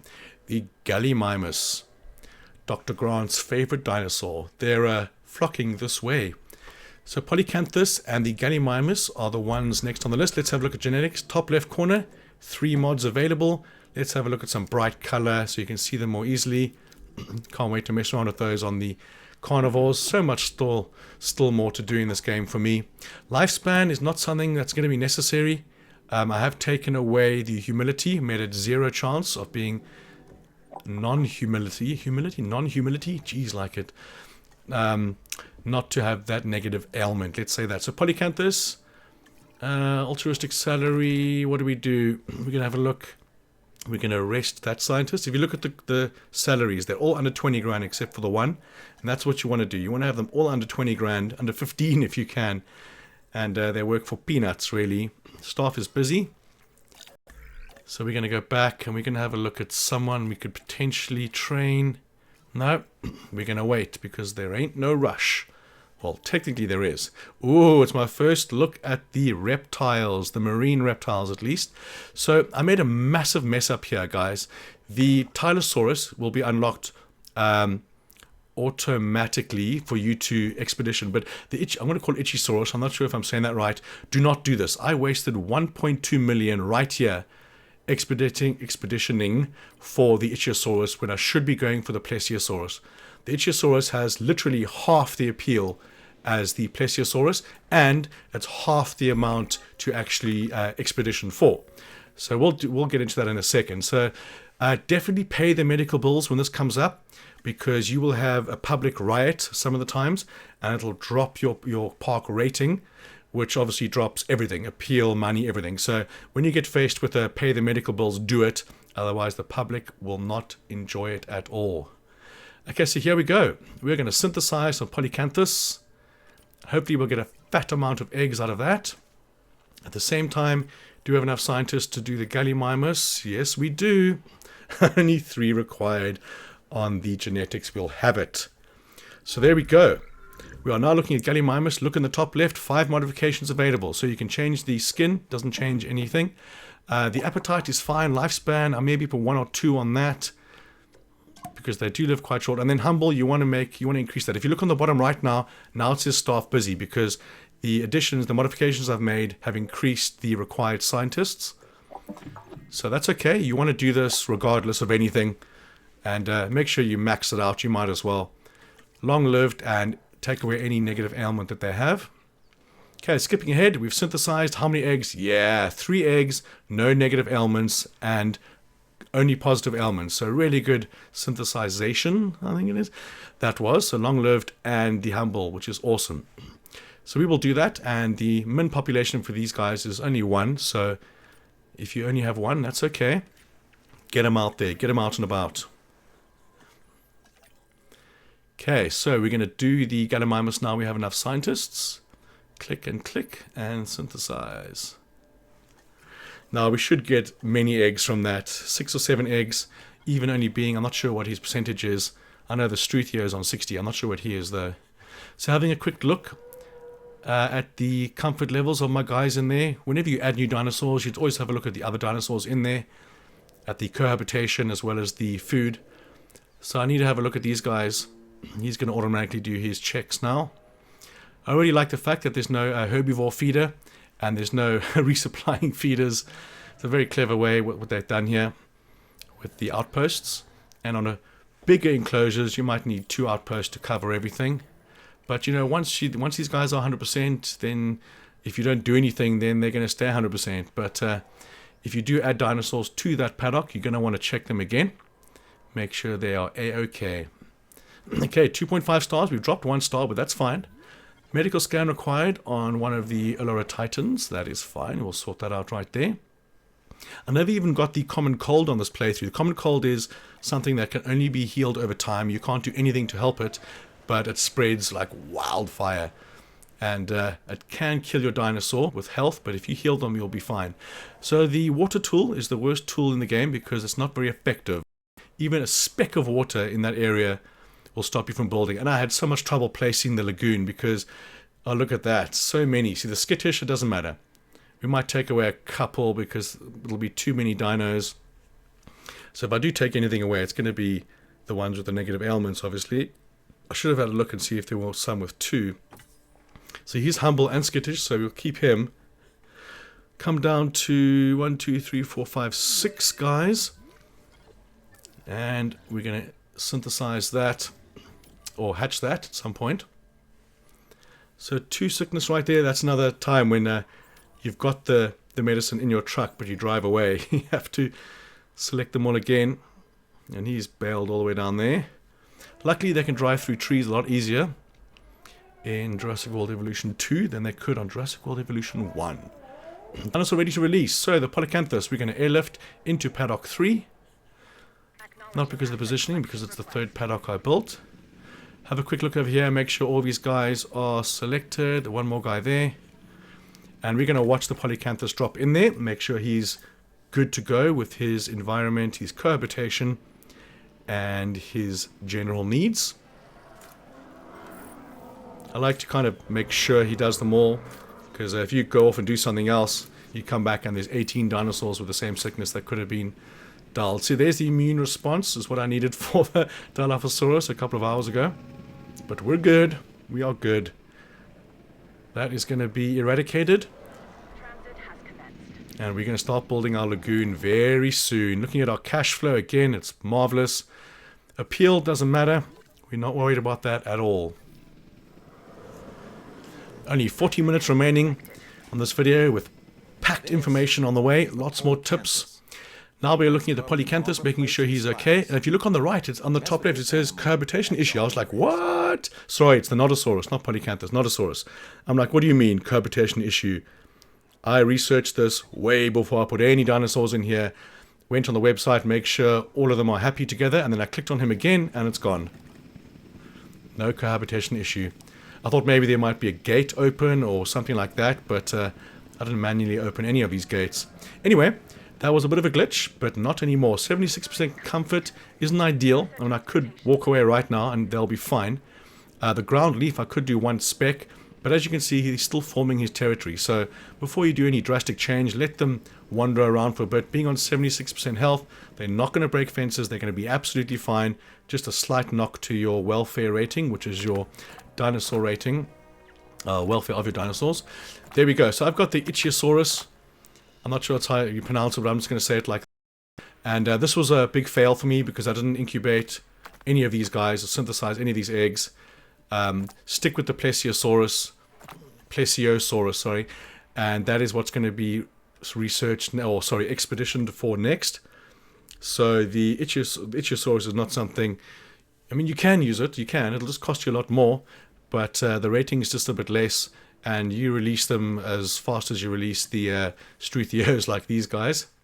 They come in large batches, they're crazy looking things, like the head of a snake completely, just with, you know, flippers. Okay, so there we go. We're going to incubate the Gallimimus. So again over here, 124, 124, 125, 125. The shops have less capacity than the food and drink. So this over here, all this crap I'm doing is waste of time. Delete and replace with larger amenities, medium or large. Preferably large if you have it, but currently likely only medium. Be sure to do that, guys. Change those out. I know I've said before, but definitely. Gallimimus has 12 seconds. We are going to fast the forward. A fight has begun. Now, these are the armored dinosaurs. They like to have a bit of a rot. Where are they? There they are there. It just means that one of them is going to walk away with an ailment, and that's why they're actually attacking. So when you see dinosaurs fighting like this, it's a good idea to fast forward and wait for them to split up, because they will 100% have something wrong with them. There we go. Every time. Not normally both of them, that's new, but definitely one of them will always walk away with an ailment, and you want to go sort that out ASAP.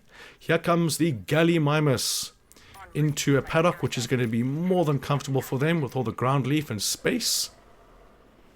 Like I said again before, very excited to try the sandbox mode where you can take your time and actually make the paddocks look cool, put some higher areas and some high water sources and just, you know, make it generally okay.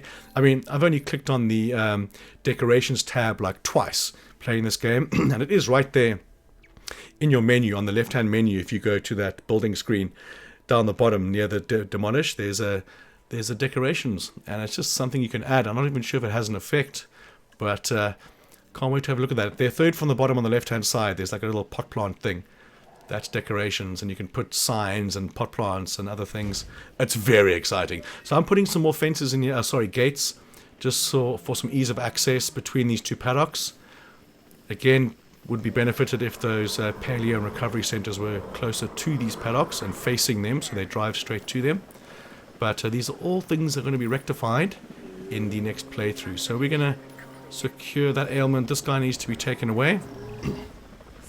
And there's the galley. So he is going to form his territory, and then he's going to probably go to 100% likely. He forms his territory a lot quicker than other dinosaurs. He's super fast, but he's going to be fine. As you can see, there we go, there it kicks in. Still having a look around. Population 1, no, well, that's not the case. Just give him a couple of seconds to adjust. We're going to send this guy off to the Paleo Center. There we go. Go on, go on. Scientists sending off. There's a lot of scientists on that screen. I should do some culling, actually. And I don't think I'm going to extract that. It's not going to be worth it, although it does get paid for those. But at this point in time, I hadn't changed my mind yet about the Plesio and the Ichthyosaurus. Ichthyosaurus, maybe? Maybe the CH is silent, I don't know. But as you can see, money's still looking pretty. Can't spend it fast enough, really. Which is why doing all this, I could have been doing my lagoon in the background to reduce my time, which is why I say I could reduce the time by a lot. So this is when I realized, Ichthyosaurus, no. 1.1 million and then 600,000 for the Plesio. So the Plesiosaurus has a higher appeal and is half the amount to Expedition Force. So I did say that the first time we came to the screen, so hopefully you didn't make the same mistake. Definitely go for that. And I'm assuming maybe even cheaper to synthesize and incubate, but we will see. Okay, what are we looking at now, John? We want to have a look, let me guess. No, we're not going to touch anything there. The fish feeder will come into play once we've built one. There we go. We want the lagoon. That is what we want. So, staff busy, which is fine. If it says insufficient skill, then you don't have enough skill to actually research it. 319k per minute, we will take it. See, there's replacement contracts, but I'm still on the contract of the monorail, I think. I just wanted to add the Nodosaurus and the Gallimimus to it. Okay, so here we go. This is a BH to do. See, I've still got the monorail, making sure I've got that. The second I place this monorail, that transport's going to go to 100%, and I'll get about 500k. So over here, what I moved was the Science Center. I moved that to the left-hand side, as well as the Expedition Center. I think I move as well. No, not the Expedition, the Recovery Center there next to the Paleo. So I was trying to see, I knew it wouldn't fit. I was trying to see if it would fit between the two paths there. So I could have put it down there to save myself the trouble, but it needs to go as close to the entrance as possible. So I moved him, and again, I would not put him over here, guys. Put it on the left-hand side, left of the hatchery. Over here is where I go mad building 10 amenities in the last 45 minutes of the game to get my profit up. So don't put it over here. It gets very tight. And see, this time I faced the paddock, which is what I should have done in the first place. But we learn. And then I move the Science Center as well. Let's transport the poor guy back into his paddock, probably to fight again. You know, you can actually assign the recovery helicopters to the Ranger Outposts. It says you can, but it kind of just backs them up, I think. If they get attacked, then the guys will come out and trank the dinosaur. That's something I'm going to look into further as well. So again, I left the power plant there just behind the monorail because I didn't want to stop the power. So this is where I put my second station. So I normally start my cuts from the same position every time, but this is just below paddock 3. So again, over here, that power supply I would put on the far right-hand side somewhere. Maybe even inside the paddock is probably a good spot. Because to the left of the station over here, or below it now, I put another hotel and 2 more amenities. Just leave the space as open as possible for later stage. And this is only obviously if you're like copying it exactly what I'm doing. If not, then, I mean, you'll be fine. But there's going to be a monstrous lagoon right here. You want a minimum of 8 parts for that paddock. Let me see how much. Yeah, research and build lagoon, minimum of 8 parts. Now, I say minimum of 8 because you throw Tylosauruses out there like there's no tomorrow, and your appeal goes to 500%, whatever. But you have to have enough space to be able to have that many in there. So be sure to have a minimum of 8 parts for that lagoon. And like I said before, what a mission to build that, because you want to build it in a straight line in front of your path. But I don't think there's any indication as you're holding the lagoon to build, like how to go immediately right or left. I think it's just the arrows, the way the arrows face.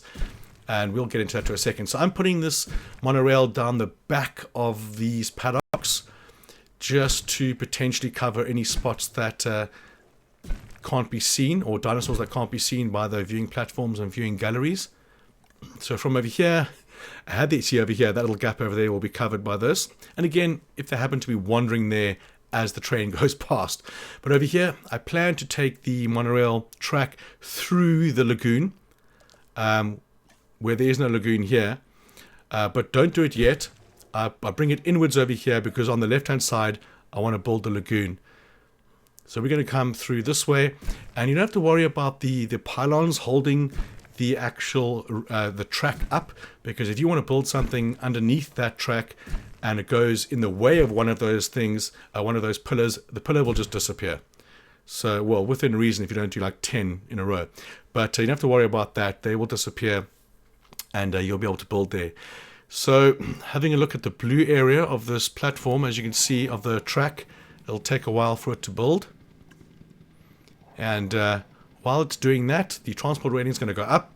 And hopefully at this time you've got your Dilophosaurus paddock maybe a bit more south, like I said at the beginning, because I spent a bit of time reducing the paddock on the right hand side because there wasn't enough space. 319k. Okay, we've only got half an hour left, less than half an hour, before I show you the 5 stars. So having a look at the shelter coverage, bathroom coverage again, I would probably just put one at the start. Transport's going to be sorted completely. Crowding, there's no crowding. The amenities do not follow where the amenities are red on here. I do have a look, but if you can't tell, I see I decided to put a small one there. What, 100 guests, 108 guests? That would be worth it. 108 guests would be worth it. It would also take some of the overcrowding away from the other small amenities, but hopefully by this time you've replaced those small amenities there with at least medium ones. So another storm hits. We are going to take some photos like before. So I start skipping things now because it would just be repetition, me telling you again and again what to do. So I'll skip a bit of the storm, take some photos, and then go to the end of the storm, and everything will be fine. Because I've mentioned everything that you should do in this instance. So the track is still being built, as you can see on the right. I'm having a look at scientists now. We're going to increase the welfare to max over there. I'm thinking about it now. I wonder if you could take off skills off the other ones. Wow, I never tried that. Like, if she had a max of 7 and I upgraded to 5 there, can I take 2 skills away from the other ones and put it on there? I don't know, maybe not. It's like, knock her on the head so she forgets about that and then learn another one. That's just terrible. Treatment is completed. We're going to take our dude back here, and there's the contract completed. 570k for building the monorail. I know it's the monorail, it's the way I say it.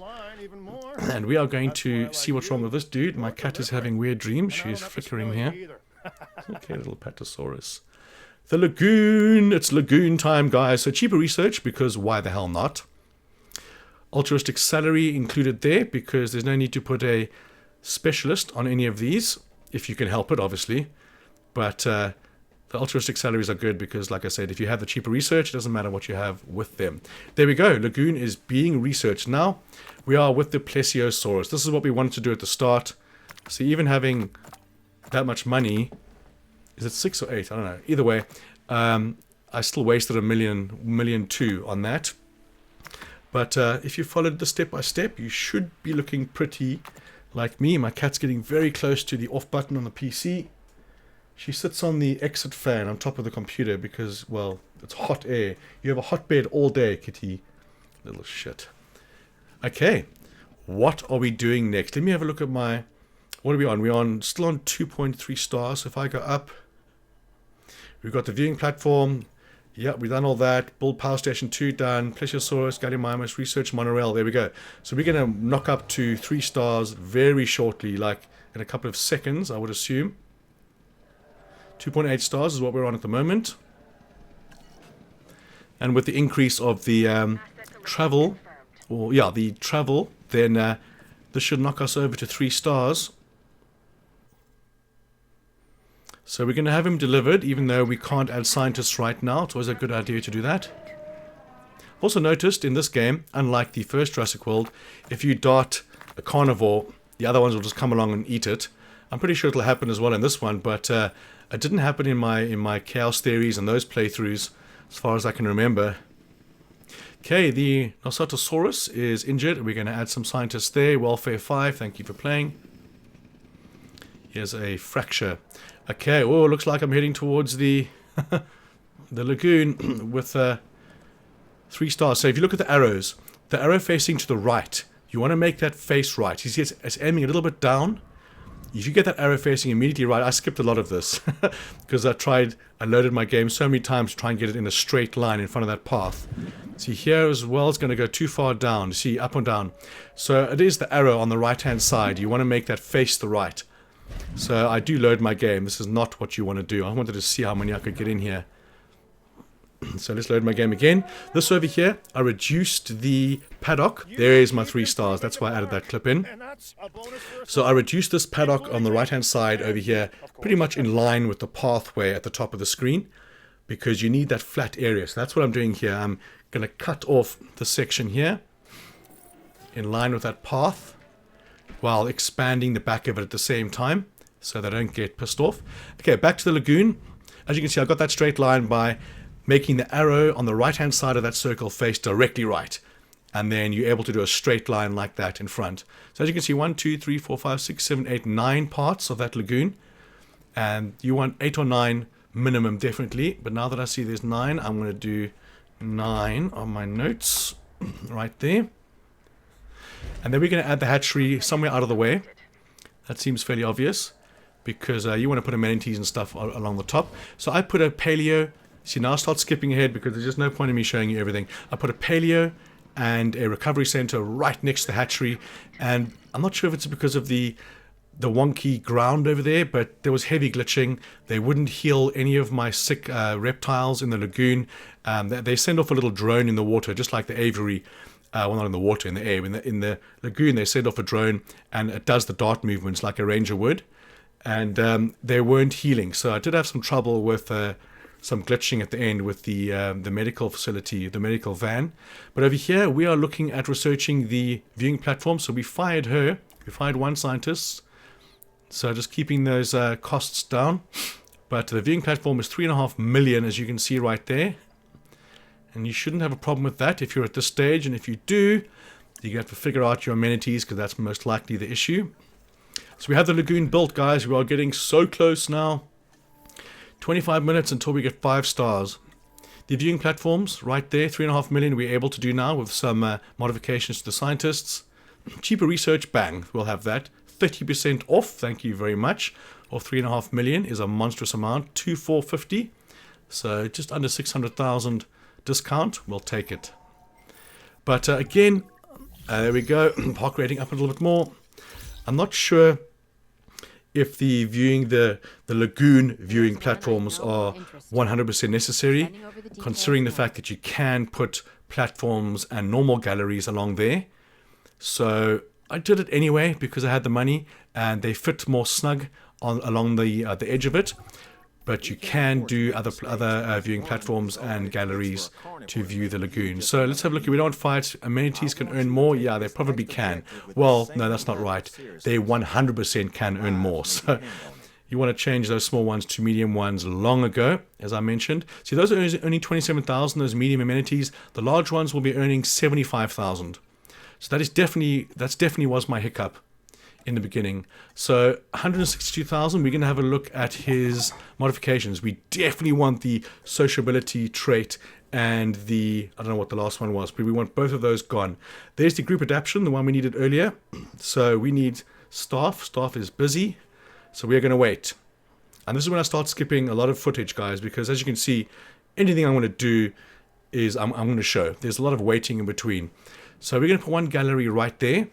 It's only 200k to place the gallery after 3.5 million research. Now I skipped ahead because I wanted to see where that gallery... there is actually a dark patch in the water now, I see, where that gallery is going to be viewed. Ah, I didn't know that. You see there's a slightly darker patch where that gallery is going to see, and I fast forwarded for it to finish. I did not see that.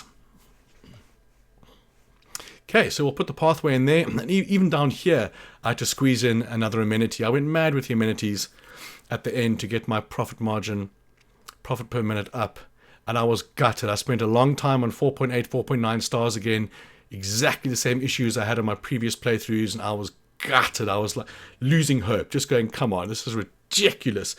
And eventually I got it. But over there, there's a reason why that bump is right there, is because there's a dead goat over there, because that used to be inside the Dilophosaurus paddock. And there's a dead goat on that mound, and I couldn't remove it. I couldn't remove it with the destruction tool or the removal tool, so that screwed me a bit, making it even more uneven ground there, making it more difficult to place the amenities. So over here, we're going to put this guy here, and as you can see on the left and the right of this, there's a little gap. But we're going to sort that out with standard viewing galleries. So the platform, we're going to go right over here and get that corner area. Bang, right there. All in view now. A little bit more. There we go. Perfect. Viewing platform right there. And this is the final stages, guys. We're going to get that 5 stars. I know I've gone down. But the second I place those amenities, the profit per minute skyrockets. So along here, I make a lot of changes. Those amenities you see there, I replace them with large ones and push them as far back against the fence as possible, trying to make space for amenities this side. Eventually I did it like by the skin of my teeth. There was enough space to like place a large amenity. See over here, we did the large hotel.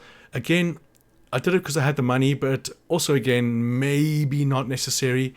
If your accommodation rating is 100%, then, you know, it's 100%. But I did it just in case, you know, maybe having that much more space would entice more guests. But over here, I think we fired 1 scientist. We've still got the 45,000 at the bottom over there, and we're going to get rid of him. The only reason why we still got him is because he has 6 logistics, and that's what I need for the Tylosaurus. But once he starts being built, we're going to fire pretty much all our scientists in the last 15 minutes of the game, and then just wait. Just like a Velociraptor. Clever girl. Okay, so having a look at the viewing there, I wanted to cover both those gaps with this particular one. So we've got a bit more left over there, and bang, we've got both those little gaps covered. And again, maybe not 100% necessary because the appeal is the only thing I'm losing, having those little gaps there. And knowing what I know now again, I would probably save the space for amenities because that is what got me over the finish line in the end. I think I do weather one more storm. Let's see, we are now 3 to 4 stars. So here I only build the Hatchery, Response Paleo Center, Marine Viewing Galleries and Platforms, Research Group Adaptation, which is what I'm doing for the Plesiosaurus, Expedition for the Tylosaurus, which is going to come up soon. Then we get storm number 4 hitting us, and then I've got in capitals on my notes here, place large amenities and replace other amenities where possible. So we sell to private collector -15 public rating or public rating 25. At this point in time, we don't want the money. We don't care how long it takes. We want the public rating because that is what we're going for at the moment.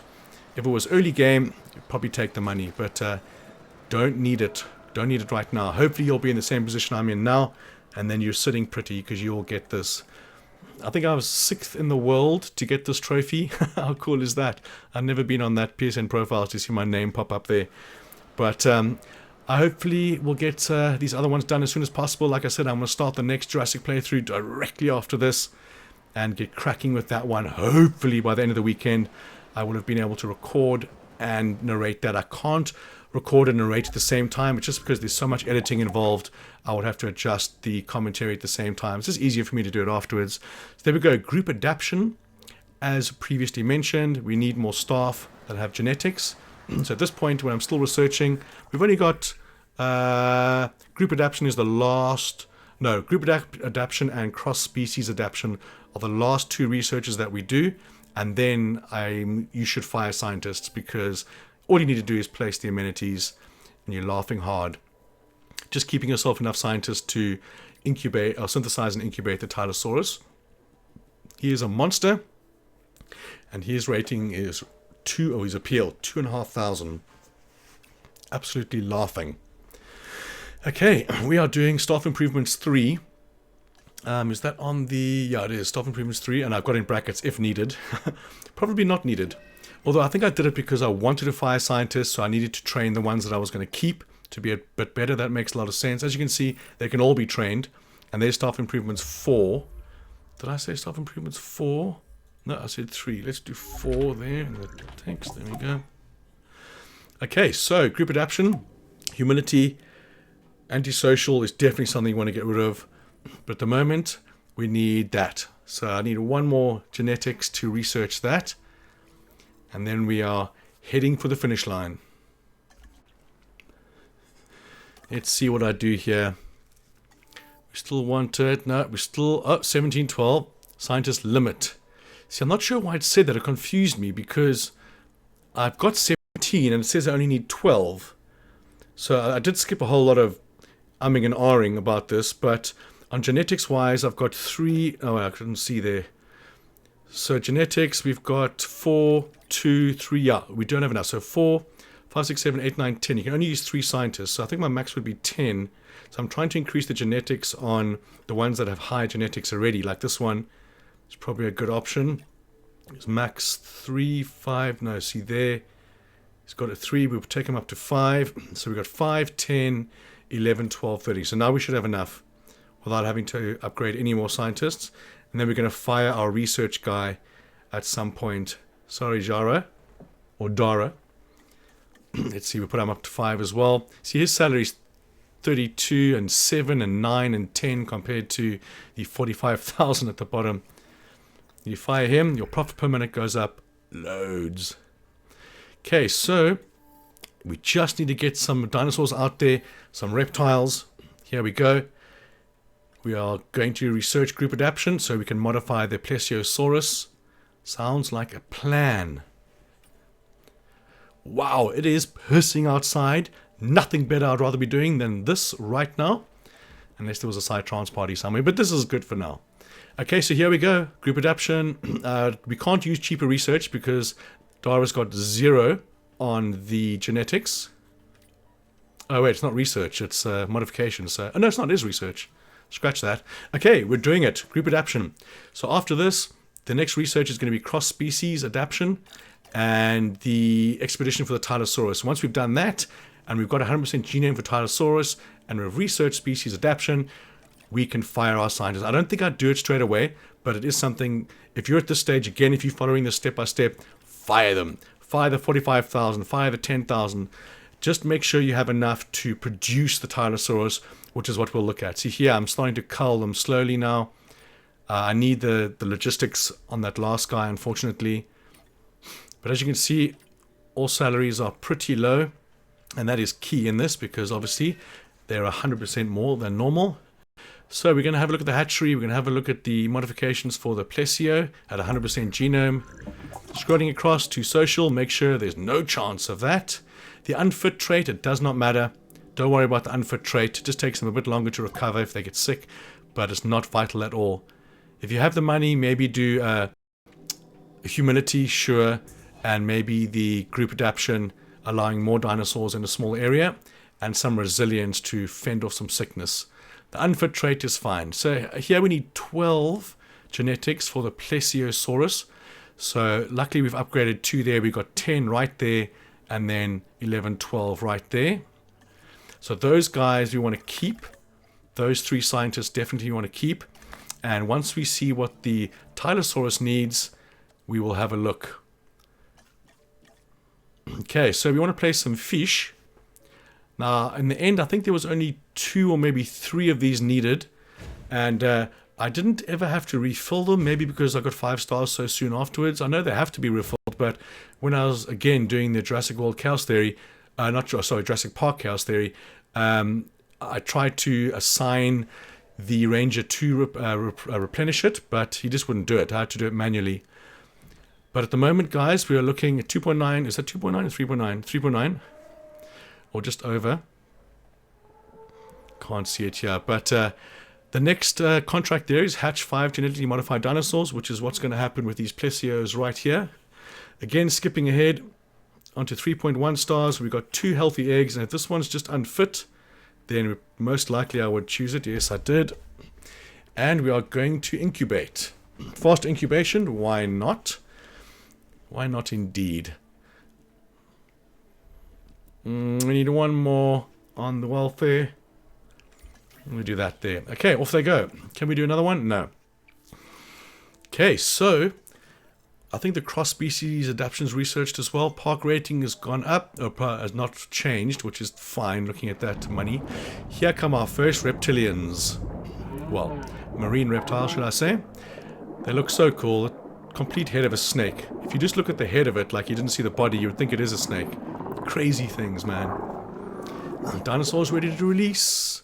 Next, see here, I've just skipped the whole incubation process, synthesizing process. I'm just releasing them, showing you the releasing of them. These guys have got a different color, making them a bit more visible from the top. But if you use the settings under the menu, make it daytime all the time, shouldn't have a problem. So the Tylosaurus is going to be right over here. There he is. That is what we want, guys. Tylosaurus is a monstrous rating, and we are going to get him excavated ASAP. And again, we're going to be skipping quite a lot of footage now going forward. You just keep an eye on the park rating or the stars. You will see how far I jump ahead. But again, I don't miss anything. I don't like show you or do something in the deleted parts. You will see everything I do. And then again, I'll show you that photo, just telling you where I place things. Because once you get to this point, I think you'll get this a lot quicker if you follow this step by step, following my hints or my suggestions about moving the paleomedical and the recovery center, moving or changing the smaller amenities for medium amenities, and then change them to large amenities, literally delete them and put large and medium amenities in their place, because you will triple your profits compared to a small. Like thinking now, I've got the small amenities, the first 3 I built at the start. I mean, those should have been changed so long ago. But now I know, the second it gets to full capacity, it's got nothing to do with the paths, anything like that. The overcrowding is because there are too many people wanting to go in and you need a bigger amenity. So looking over here now, is this the time I say goodbye to him? Nope. I want to see how much or what I need scientist-wise to synthesize the Tylosaurus. There we go. Plesio is going to be released again. There we go. How many of those guys did I release? Let's see. Last Paddock, Plesiosaurus, Tylosaurus. Let's see how many I can see here. I haven't got Tylosaurus yet. Oh, we got a Sickie. Yeah, I mean, I just keep releasing them because as many as you can. 1, 2, 3, 4, 5, 6. So min 6. I want to go Plesiosaurus 6 plus. Let's face it. This place and again, Tylosaurus, here we go. We need to get rid of that trait because that trait sucks on him. So the sociability, how do they pronounce that? Sociability, I don't know. That is what you want to change. Cross-species adaptation is the last one we're going to research, or the last research we're going to research. Now my cheaper research is busy, but I don't really care about the money at the moment. Hopefully you won't either. Really hope that you won't, that you'll be in the same position. Okay, 3.2 stars. Awesome. I thought I'd give a little bit of footage looking at his scales. You look at his head. If you don't look at the rest of the body, you'll think it's a snake. It's crazy. Okay, so one of my guys got sick, and we're going to heal him in a storm. And as you can see, the storm is about to subside. It's getting lighter. Let's see what I do. So again, skipping around quite a bit now. This is when I start rushing. So over here, I'm looking at how many guests I can get. 214 guests, that's fine. We'll do that. And now you know how to do this as well. This is something you can do on your own easily. I still don't have the large amenities, but having a look at food, having a look at the map to see where they want me to kind of see if there's enough guests in that area. Don't just go slot it down there because it's red. And I had such difficulty placing it because of that one dead goat. I couldn't flatten that area because of it. Having a look over here, 162, yep, or 182, that's definitely worth the placement. He will be maxed out as soon as possible. 3.3 stars, but this is going to shoot up dramatically when I release this Tylosaurus. Lemon squeezy, come on. So I slotted a hotel right there, and that's a large hotel in the corner. And again, trying to find spot for the small amenity to fit in somewhere. There we go, 4-star rating, straight up. And that is before I release the Tylosaurus, I think. Do I have a Tylosaurus in there? I might have a Tylosaurus in there. We did synthesize him, so it makes sense. Looking at that profit per minute. See, these are more small amenities now. I'm like, there we go. We've got another amenity right there. And we're going to do another medium amenity if we can somewhere. Maybe I would have put it in front of the monorail station and deleted the other one. Just anywhere. Anywhere you can put them now where you have more than 120 guests is going to be worth it. But again, hopefully in this point, you would have followed my advice from earlier and you won't be rushing like this. Here is the Tylosaurus, guys. We are going to incubate the first eggs. let's see what they need. He needs 13 genetics. And now I get an idea of the scientists that I need. I've got 5, 10, 15. I've got enough with just 3 scientists there. I can definitely fire the research scientist. And this is something you should look at now. At this point, just have a look, because you're not going to research anything else. You're not going to do any more dinosaurs, as in you're not going to do any more new dinosaurs. There's no more research needed.